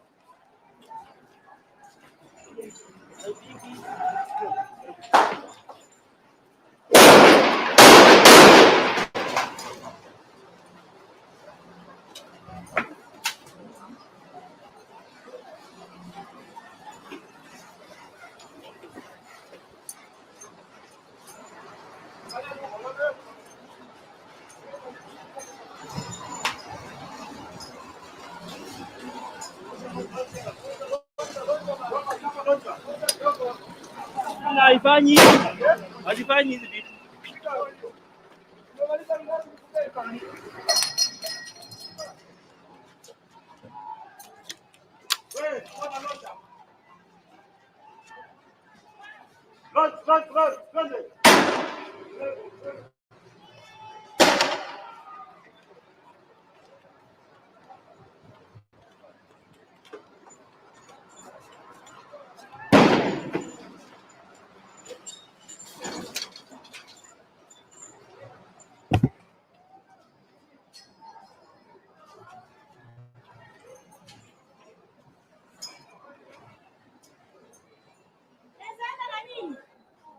Run.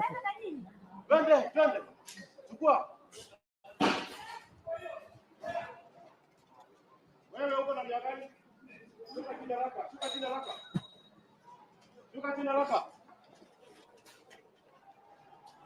Advance forward. Kuja.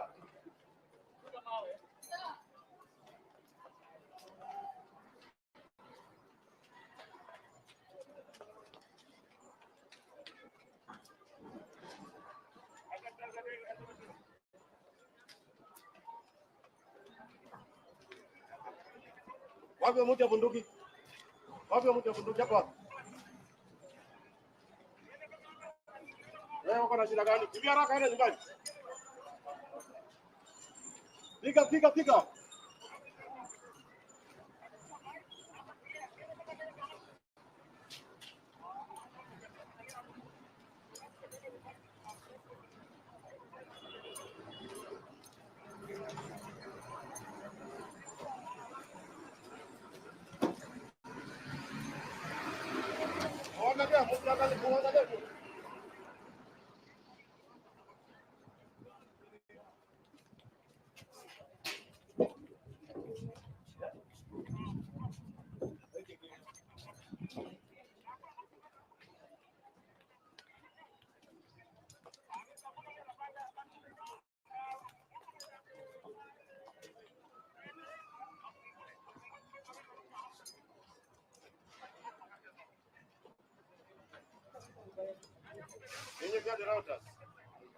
Wanataka waibie.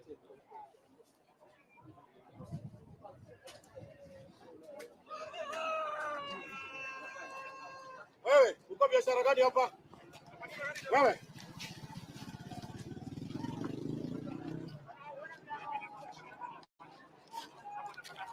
Leo watakana ni nani?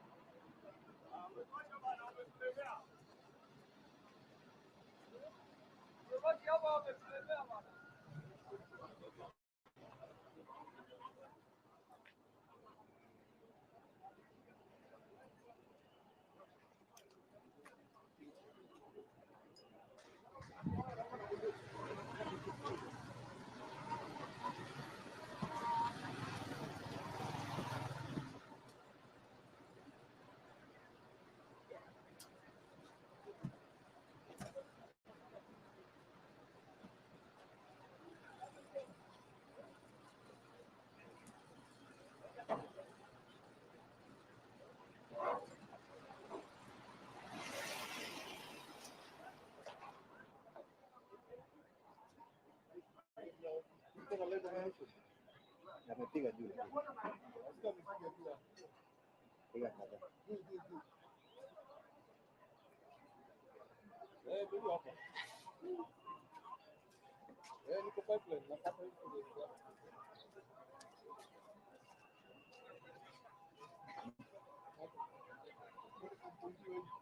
Hapo. Haikuwa live, hii ni gani yani? Yatia gaza alikuwa ana reload. Eh?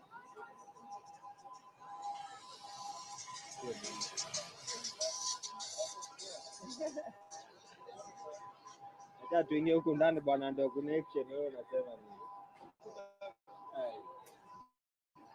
Huko ndani ndio action.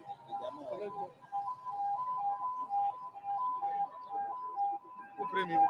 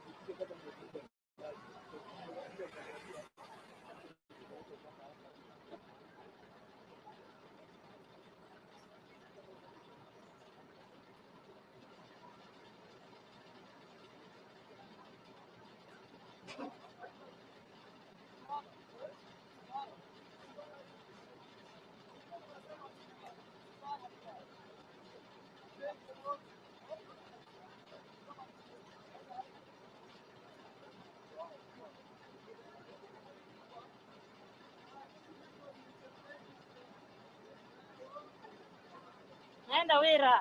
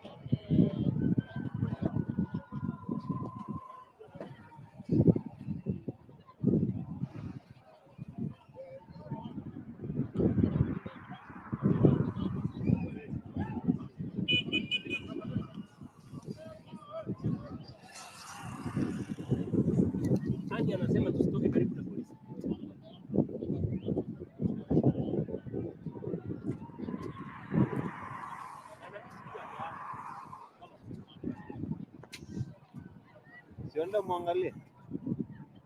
Nini bana? Hapo kule mahali polisi wako pale. Yule pale pale.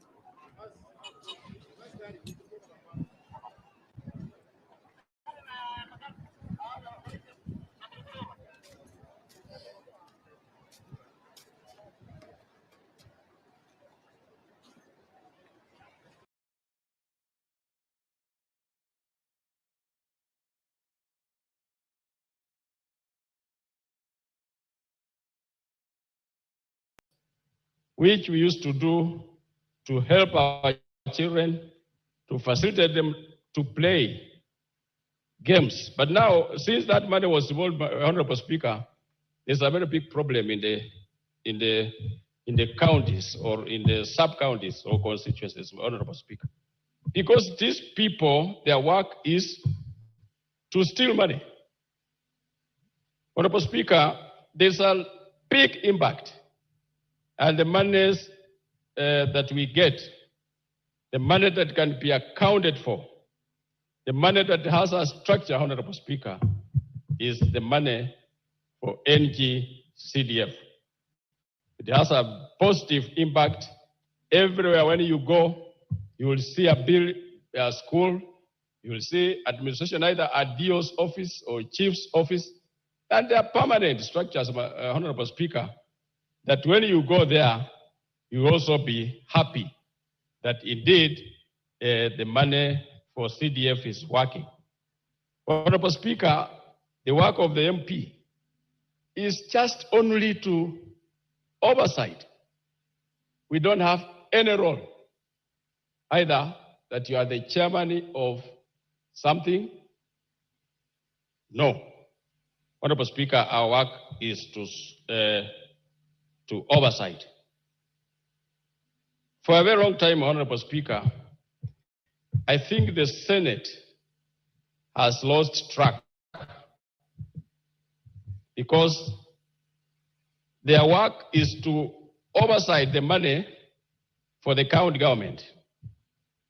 And they have been taking CDF board to court, wanting to crush, to remove CDF money that Mwananchi can see, that Mwananchi can, the CDF can pay a bursary for the poor children who are suffering or who used to suffer during those days, Honorable Speaker. Even like where I come from, Honorable Speaker, I managed to pay 5,000 fees for 5,000 students, Honorable Speaker. And the county government, with those billions, pays only, can give only 1 million shillings out of 15 billion. You will get that award gets 1 million shillings, Honorable Speaker. To end up the ward, because like in Bungoma we have 45 wards, that will be only 45 million. The money that one constituency pay. Because like myself, I've been paying, last time I paid 60 million that I used to pay a bursary, Honorable Speaker, for university students, for secondary students, for TTI, and everything. So, Honorable Speaker, you cannot compare. The Senate should go out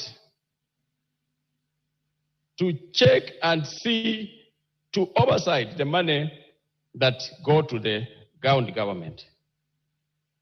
This report, the Honorable Speaker, that was brought by the auditors, there are schools that we call them even before we were born in the 60s. And up to now, those schools has no title deeds. So it's not a work of CDF that CDF can chase a school that started in 1960 or 1940 something. It doesn't have a title deed. CDF just came the other day. But this trade of land title deeds, the problem has been there since after independence, Honorable Speaker. But with now, you can get a parent. The school is either has a very small acreage of land, that the demand of the community wants the land to be, the school land to be extended. And Honorable Speaker, you cannot wait that you will get a title deed. If you can imagine, those in the 60s have not received a title deed. And if you'll wait, you'll wait until maybe you die before you build a school. Need and demanded by the community or by parents of that particular school, Honorable Speaker. We built, because the population grow every year. The population grow every day. And the demands of schools are there, Honorable Speaker. The demands of administration offices are there. Every year, Honorable Speaker, a chief or, a location or a sub-location or a division is created because of population growing, Honorable Speaker. So, Honorable Speaker, as I thank the committee, Honorable Speaker, the government should put structure on the of county government, because this money of CDF, Honorable Speaker,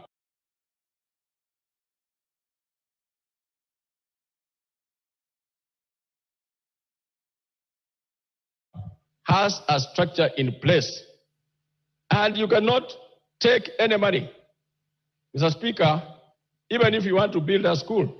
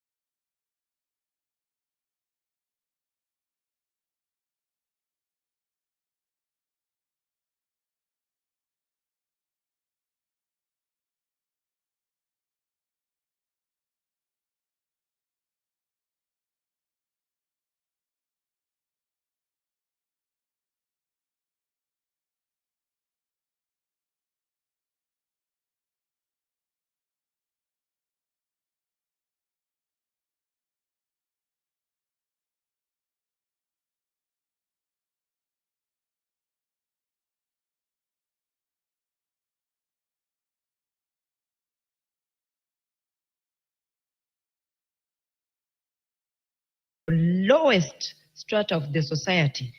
Some of those children could not have gone to school if there was no bursary that is given through this CDF.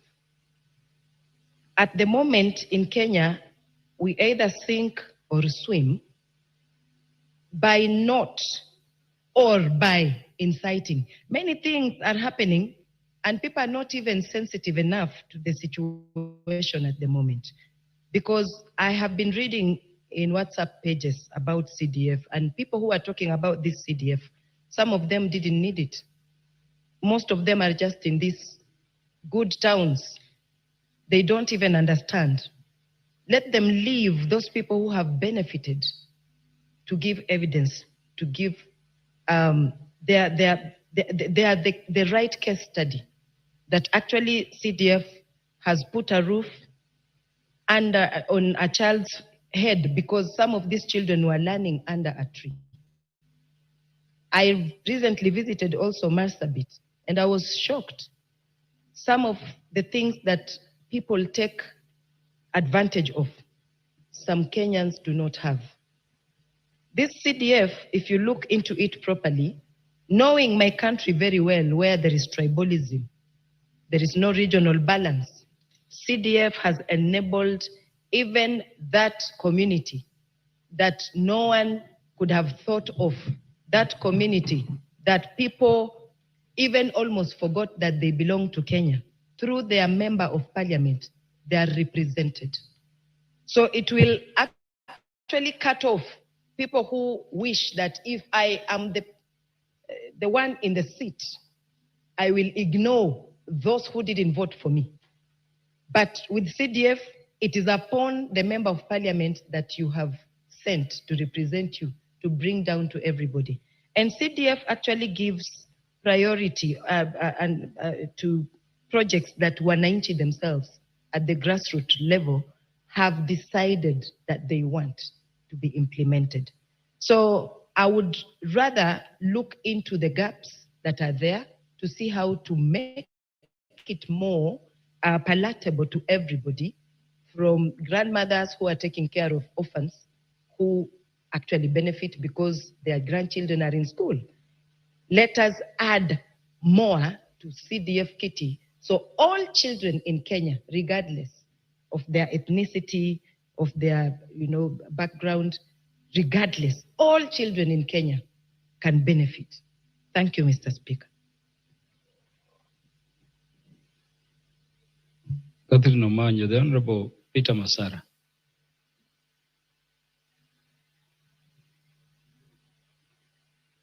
To lay the documents first. Thank you, Mr. Speaker. Mr. Speaker, allow me, Honorable Speaker, I beg to lay the following papers on the table of the House today, Tuesday, 23rd July 2024.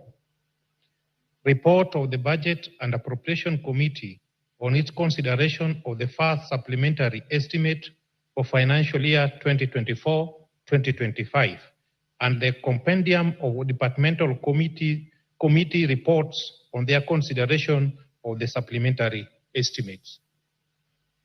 Thank you, Mr. Speaker. Would you give notice of motion? Yes. Please proceed. Thank you, Mr. Speaker. I want to give notice, motion of notice on Speaker, that this House adopt the report of the Budget and Appropriation Committee on its consideration of the supplementary estimate for financial year. The Honorable Raphael Wanjala, approach the Speaker. Approach the Speaker. Honorable Wanjala, approach the Speaker. Proceed, Honorable Peter Masara. Thank you, Mr. Speaker. Mr. Speaker, once again, I beg to give notice of the following motion, that this House adopts the report of the Budget and Appropriation Committee on its consideration of the supplementary estimate for financial year 2024-2025, laid on the table of the House on Tuesday, 23rd July 2024, and pursuant to the provision of Article 221 of the Constitution, Section 39 of the Public Finance Management Act of 2012, and the Standing Order 239, 1, approves a reduction of the current expenditure for financial year 2024-2025 by 38,896,358,312 in respect of the votes contained in the first schedule of the report. 2, approves reduction of the total capital expenditure for financial year 2024-2025 by Kenya shillings 107,445,697,478 in respect of the votes contained in the first schedule of the report. And 3, approves an overall reduction in the total budget for financial year 2024-2025 by Kenya shillings 146,342,055,790 in respect of the votes contained in the first schedule of the report, subject to paragraph 4.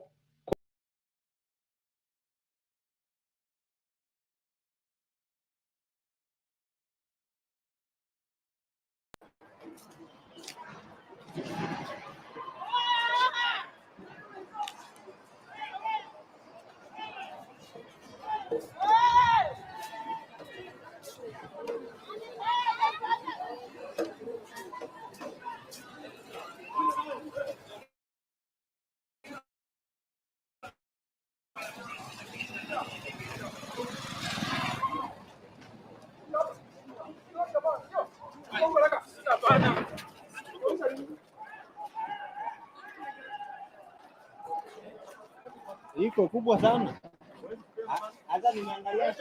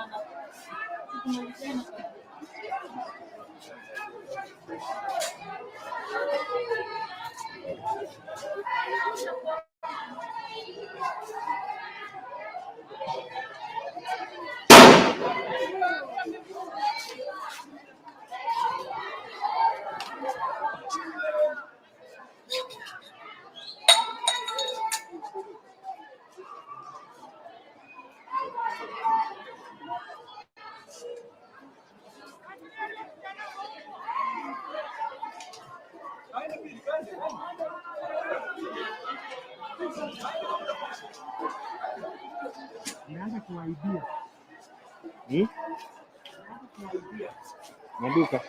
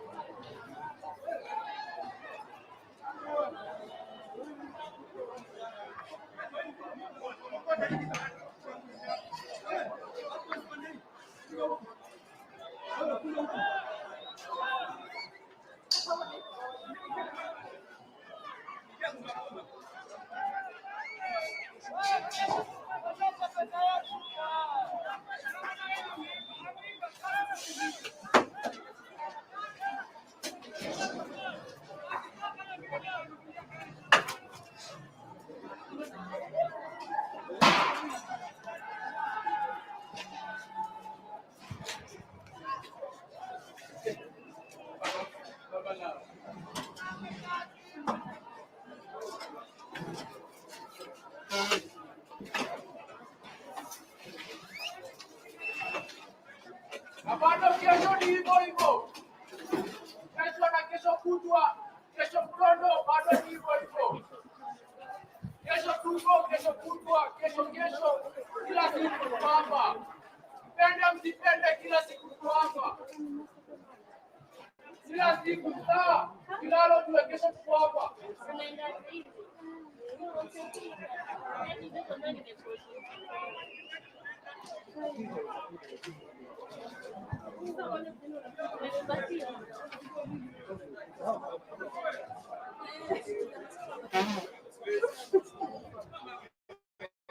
Kazi mtaani. Hiyo ni kazi mtaani.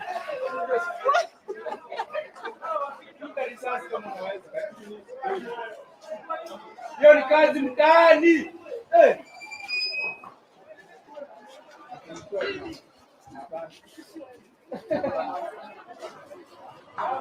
Kama umeshindwa na kazi, toka huko akuonyeshe.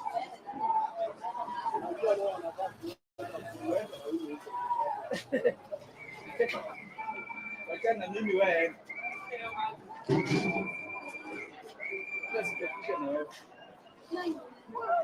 Kama umeshindwa na kazi, tafadhali ita huko.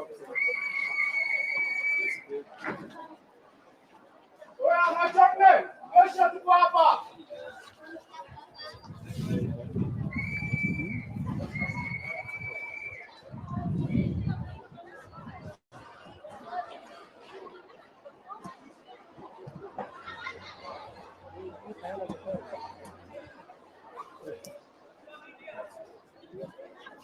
Hai, huko nyuma.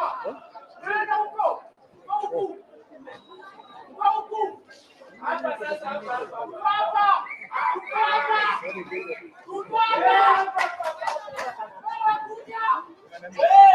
Tunakuhitaji kuja. Hai, unaenda. Wachonde kuja. Hai, unaenda.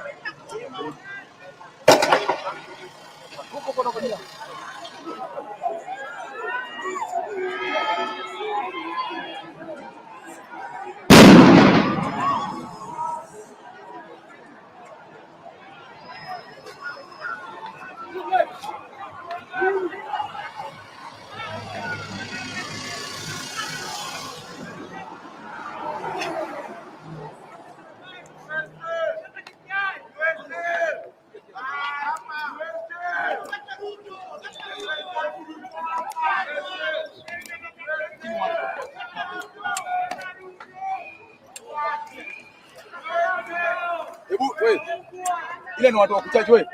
Ile ni watu wa kuchaji na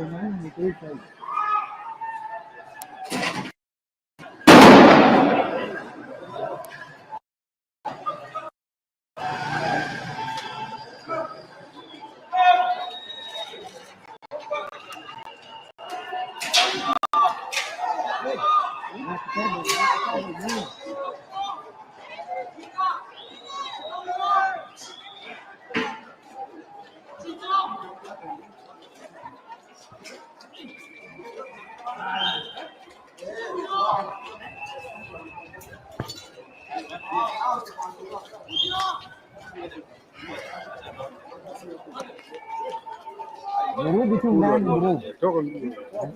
Nairobi ndani.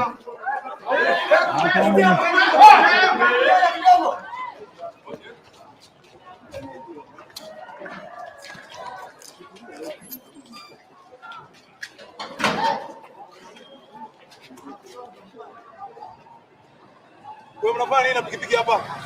Hii barabara. Wewe unatoboa nini na pikipiki? Hii barabara haipotea na hizo zako. Wacha maji huko. Tuko na huko. Tuko mtungi na huko kabisa. Kwa mdoro huko. Wanga yote.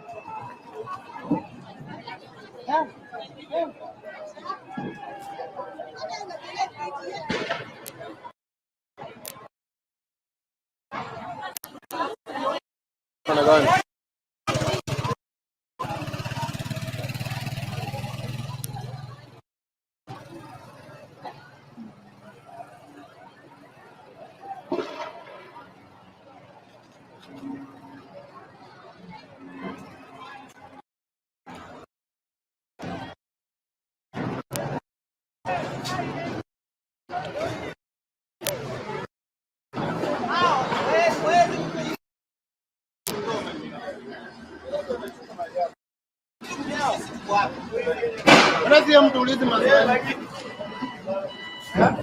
Mara ni yuko.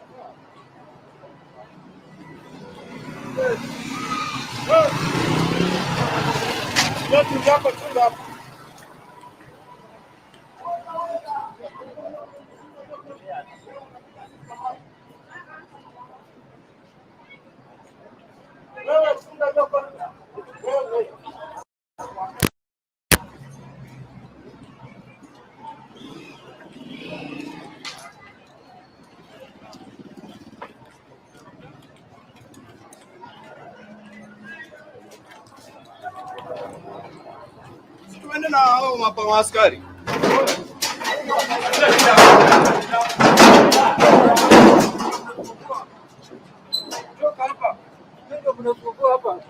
Kila mtu aende kitu. Nyinyi ndio mnasumbua tu hapa.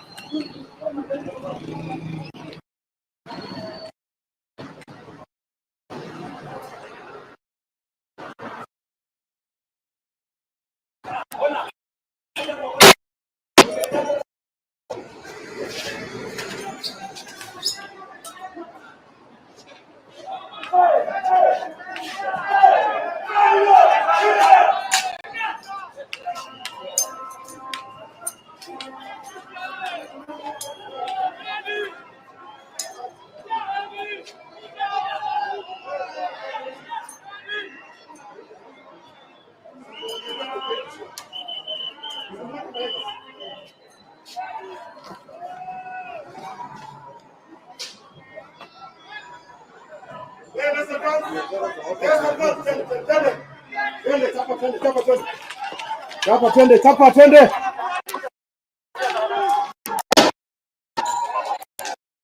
Chapa twende wewe.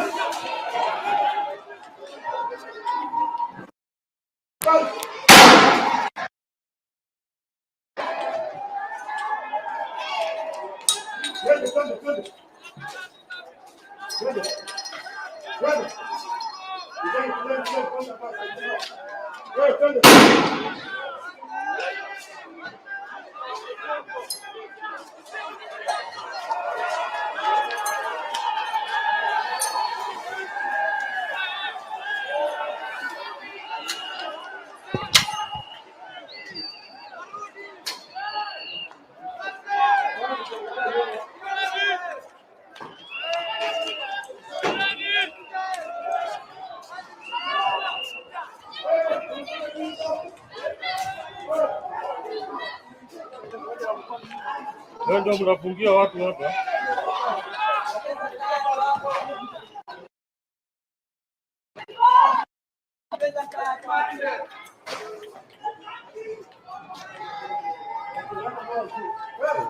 Jogana mwangu.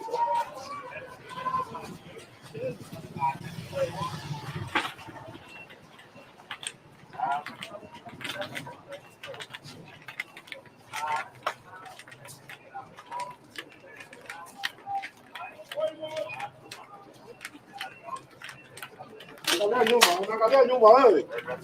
Unasisi ukiangalia nyuma.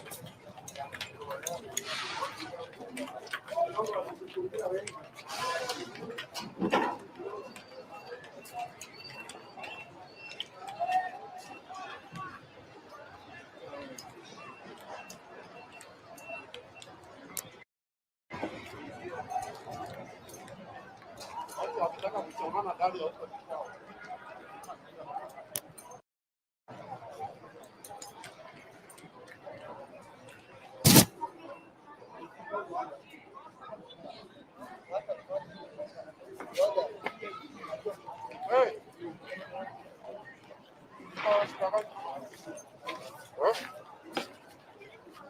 Huko ni sasa hao kitaka kuchoma ndio shida.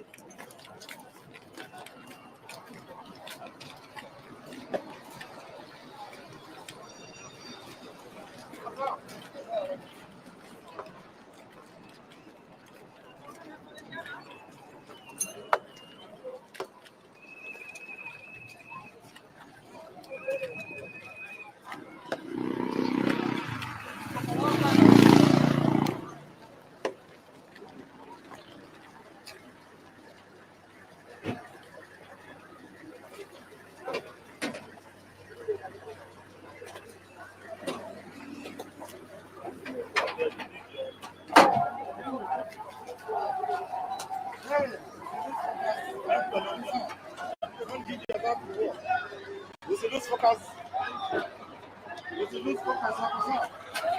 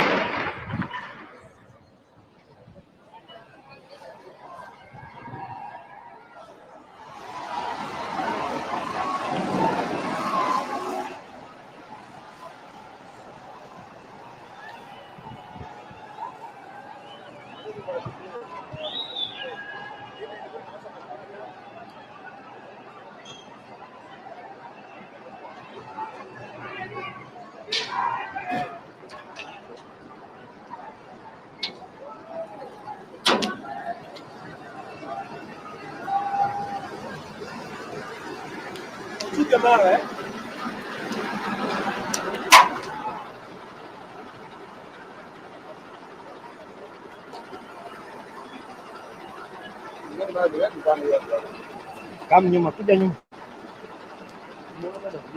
Oh, sorry.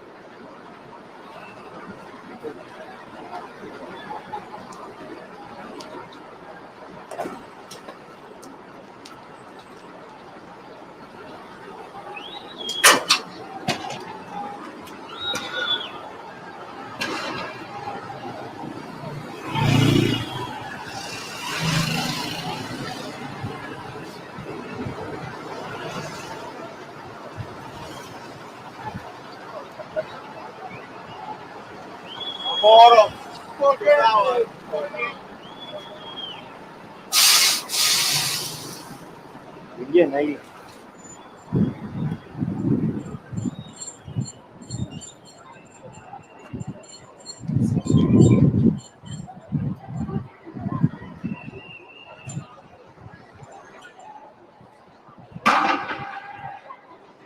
Ingia na wale.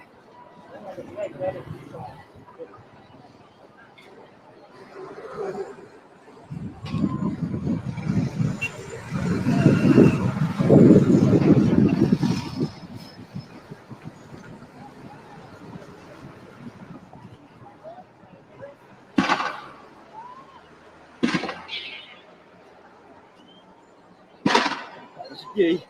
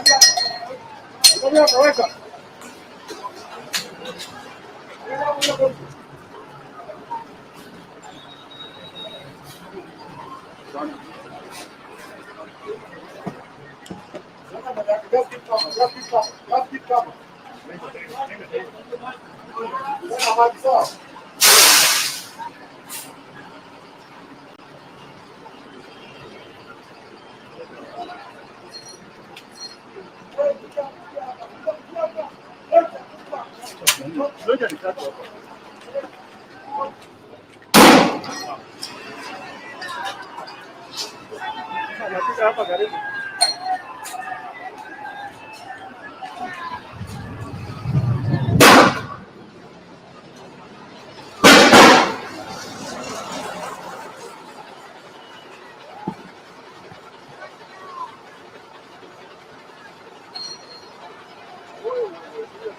Sasa wao wenyewe wanarudishiana. Unajua ilikuwa nyuma.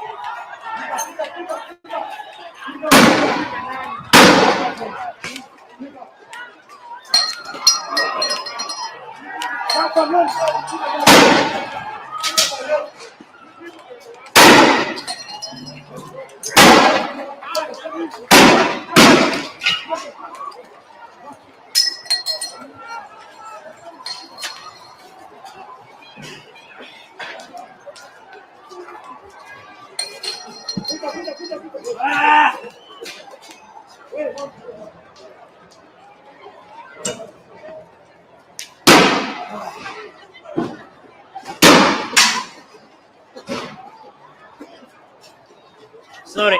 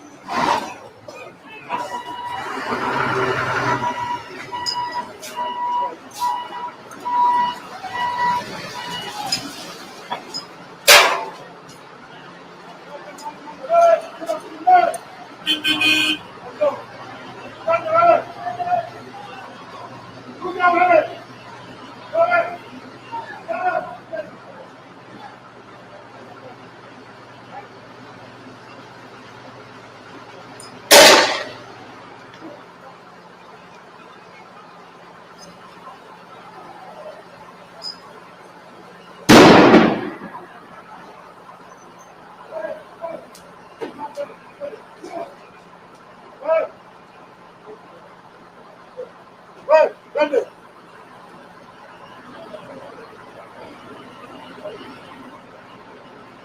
Let's support.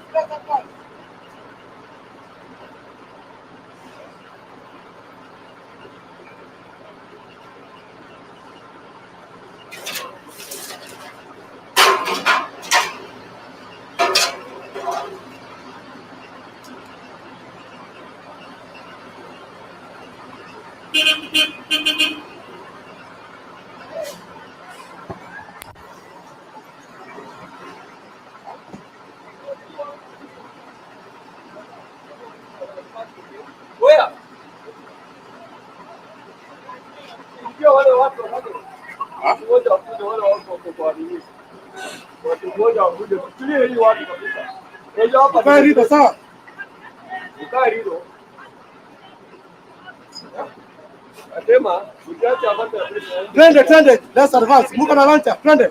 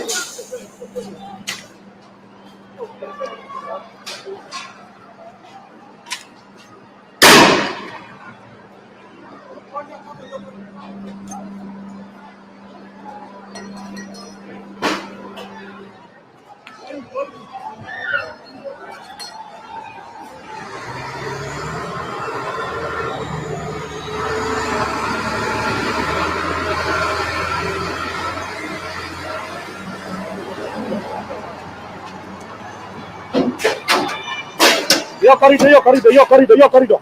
Miguel, hii hapa. Piga hapa. Hapo piga hapa. Ile ndio piga hiyo corrido.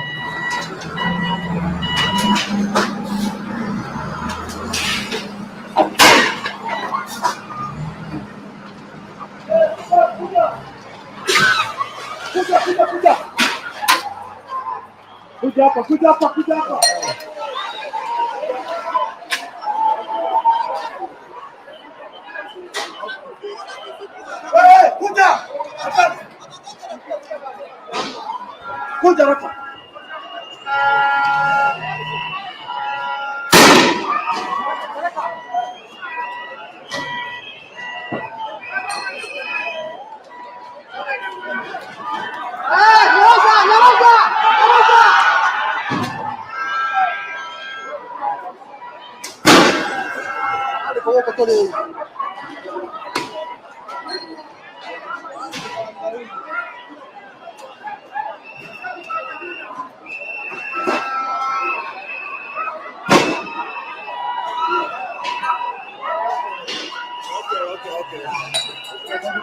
Okay, unatupiga hapo. Unakuja.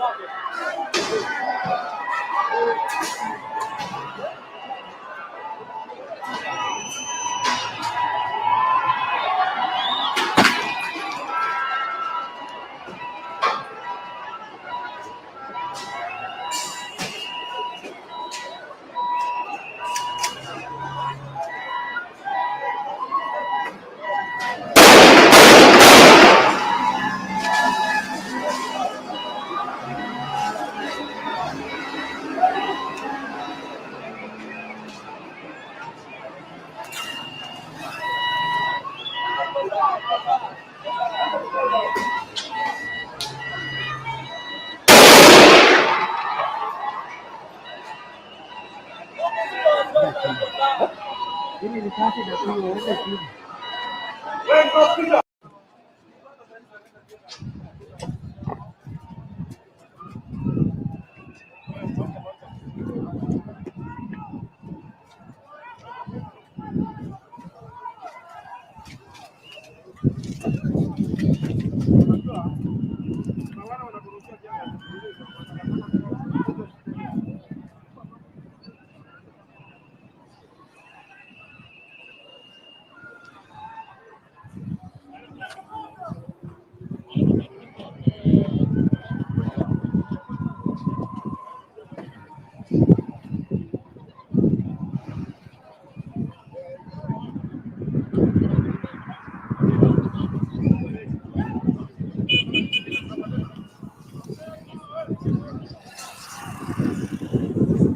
Nani anasema tusitoke karibu na polisi?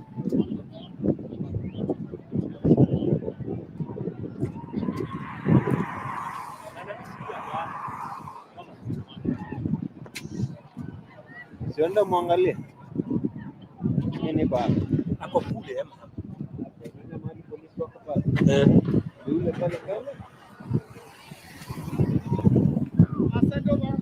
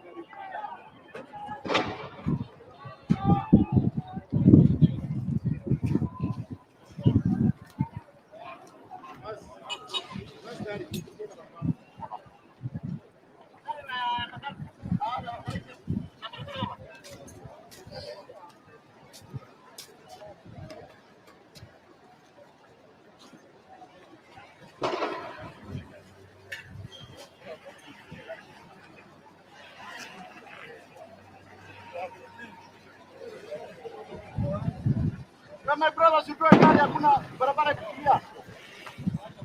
Nenda barabara kukimbia. The road is clear.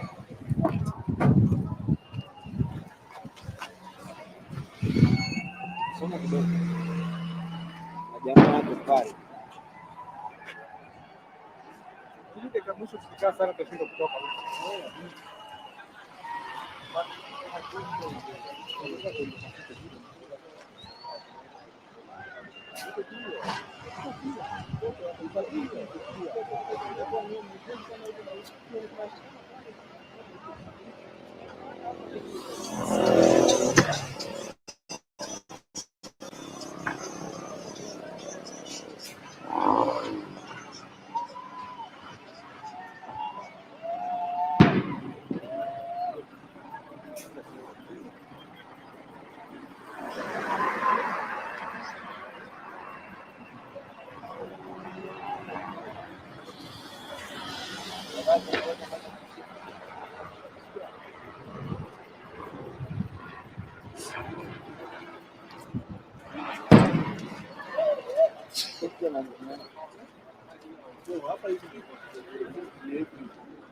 Watu hao karao basi wapite tu.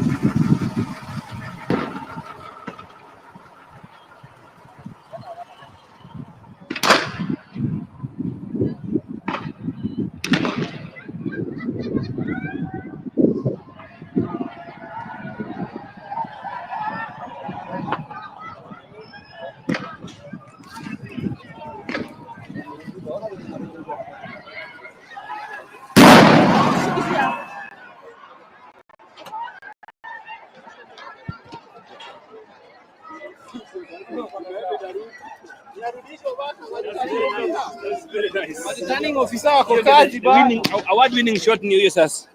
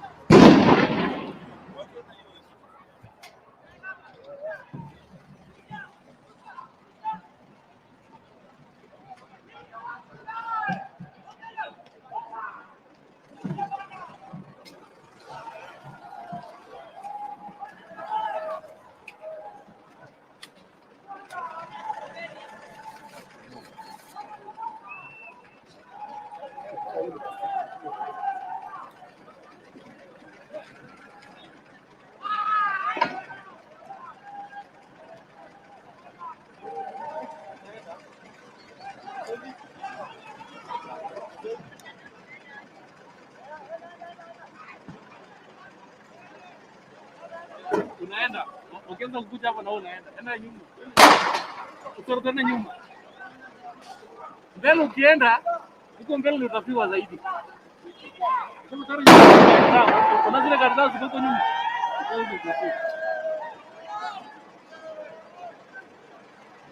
Hapa mwa itafika.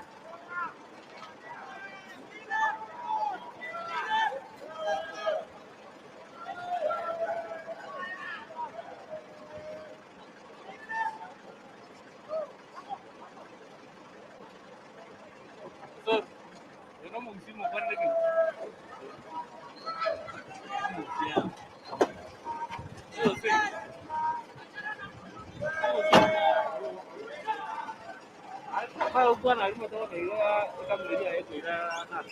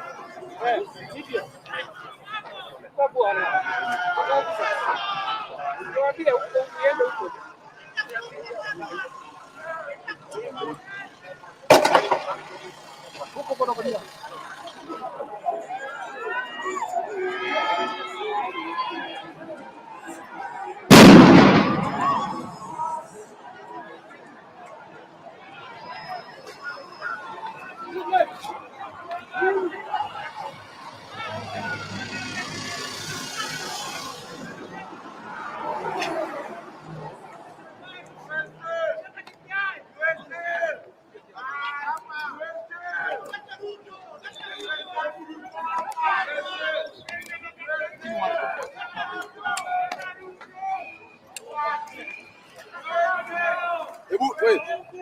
Ile ni watu wa kuchaji wewe. Ile ni watu wa kuchaji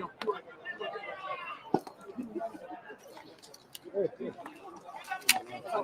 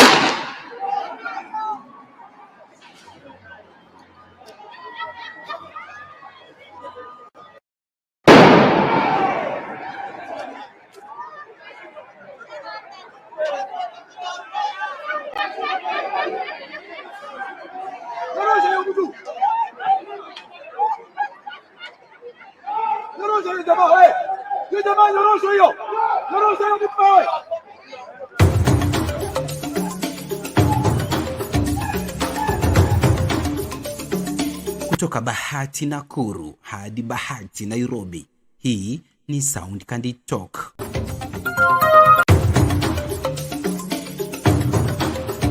Tunajipenyeza kwenye vitongoji, mijini na jijini kukuletea matokeo ya matukio kila yanavyoibuka.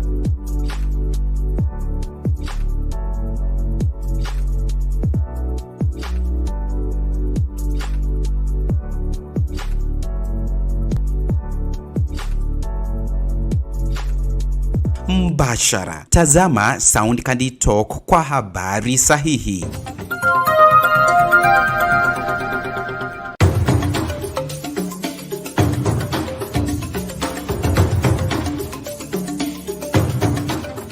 Naikara, Shangoe, Ilimatuok, Loita, Emruadikiri, Kiligoris, Olulunga. Narok is watching.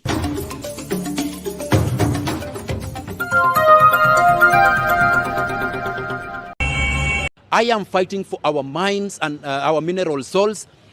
We want the Mining Act 2016 to be written afresh. We want it to be amended because we realized that our Mining Act 2016 was not written by our Unatazama Sound Candy Talk.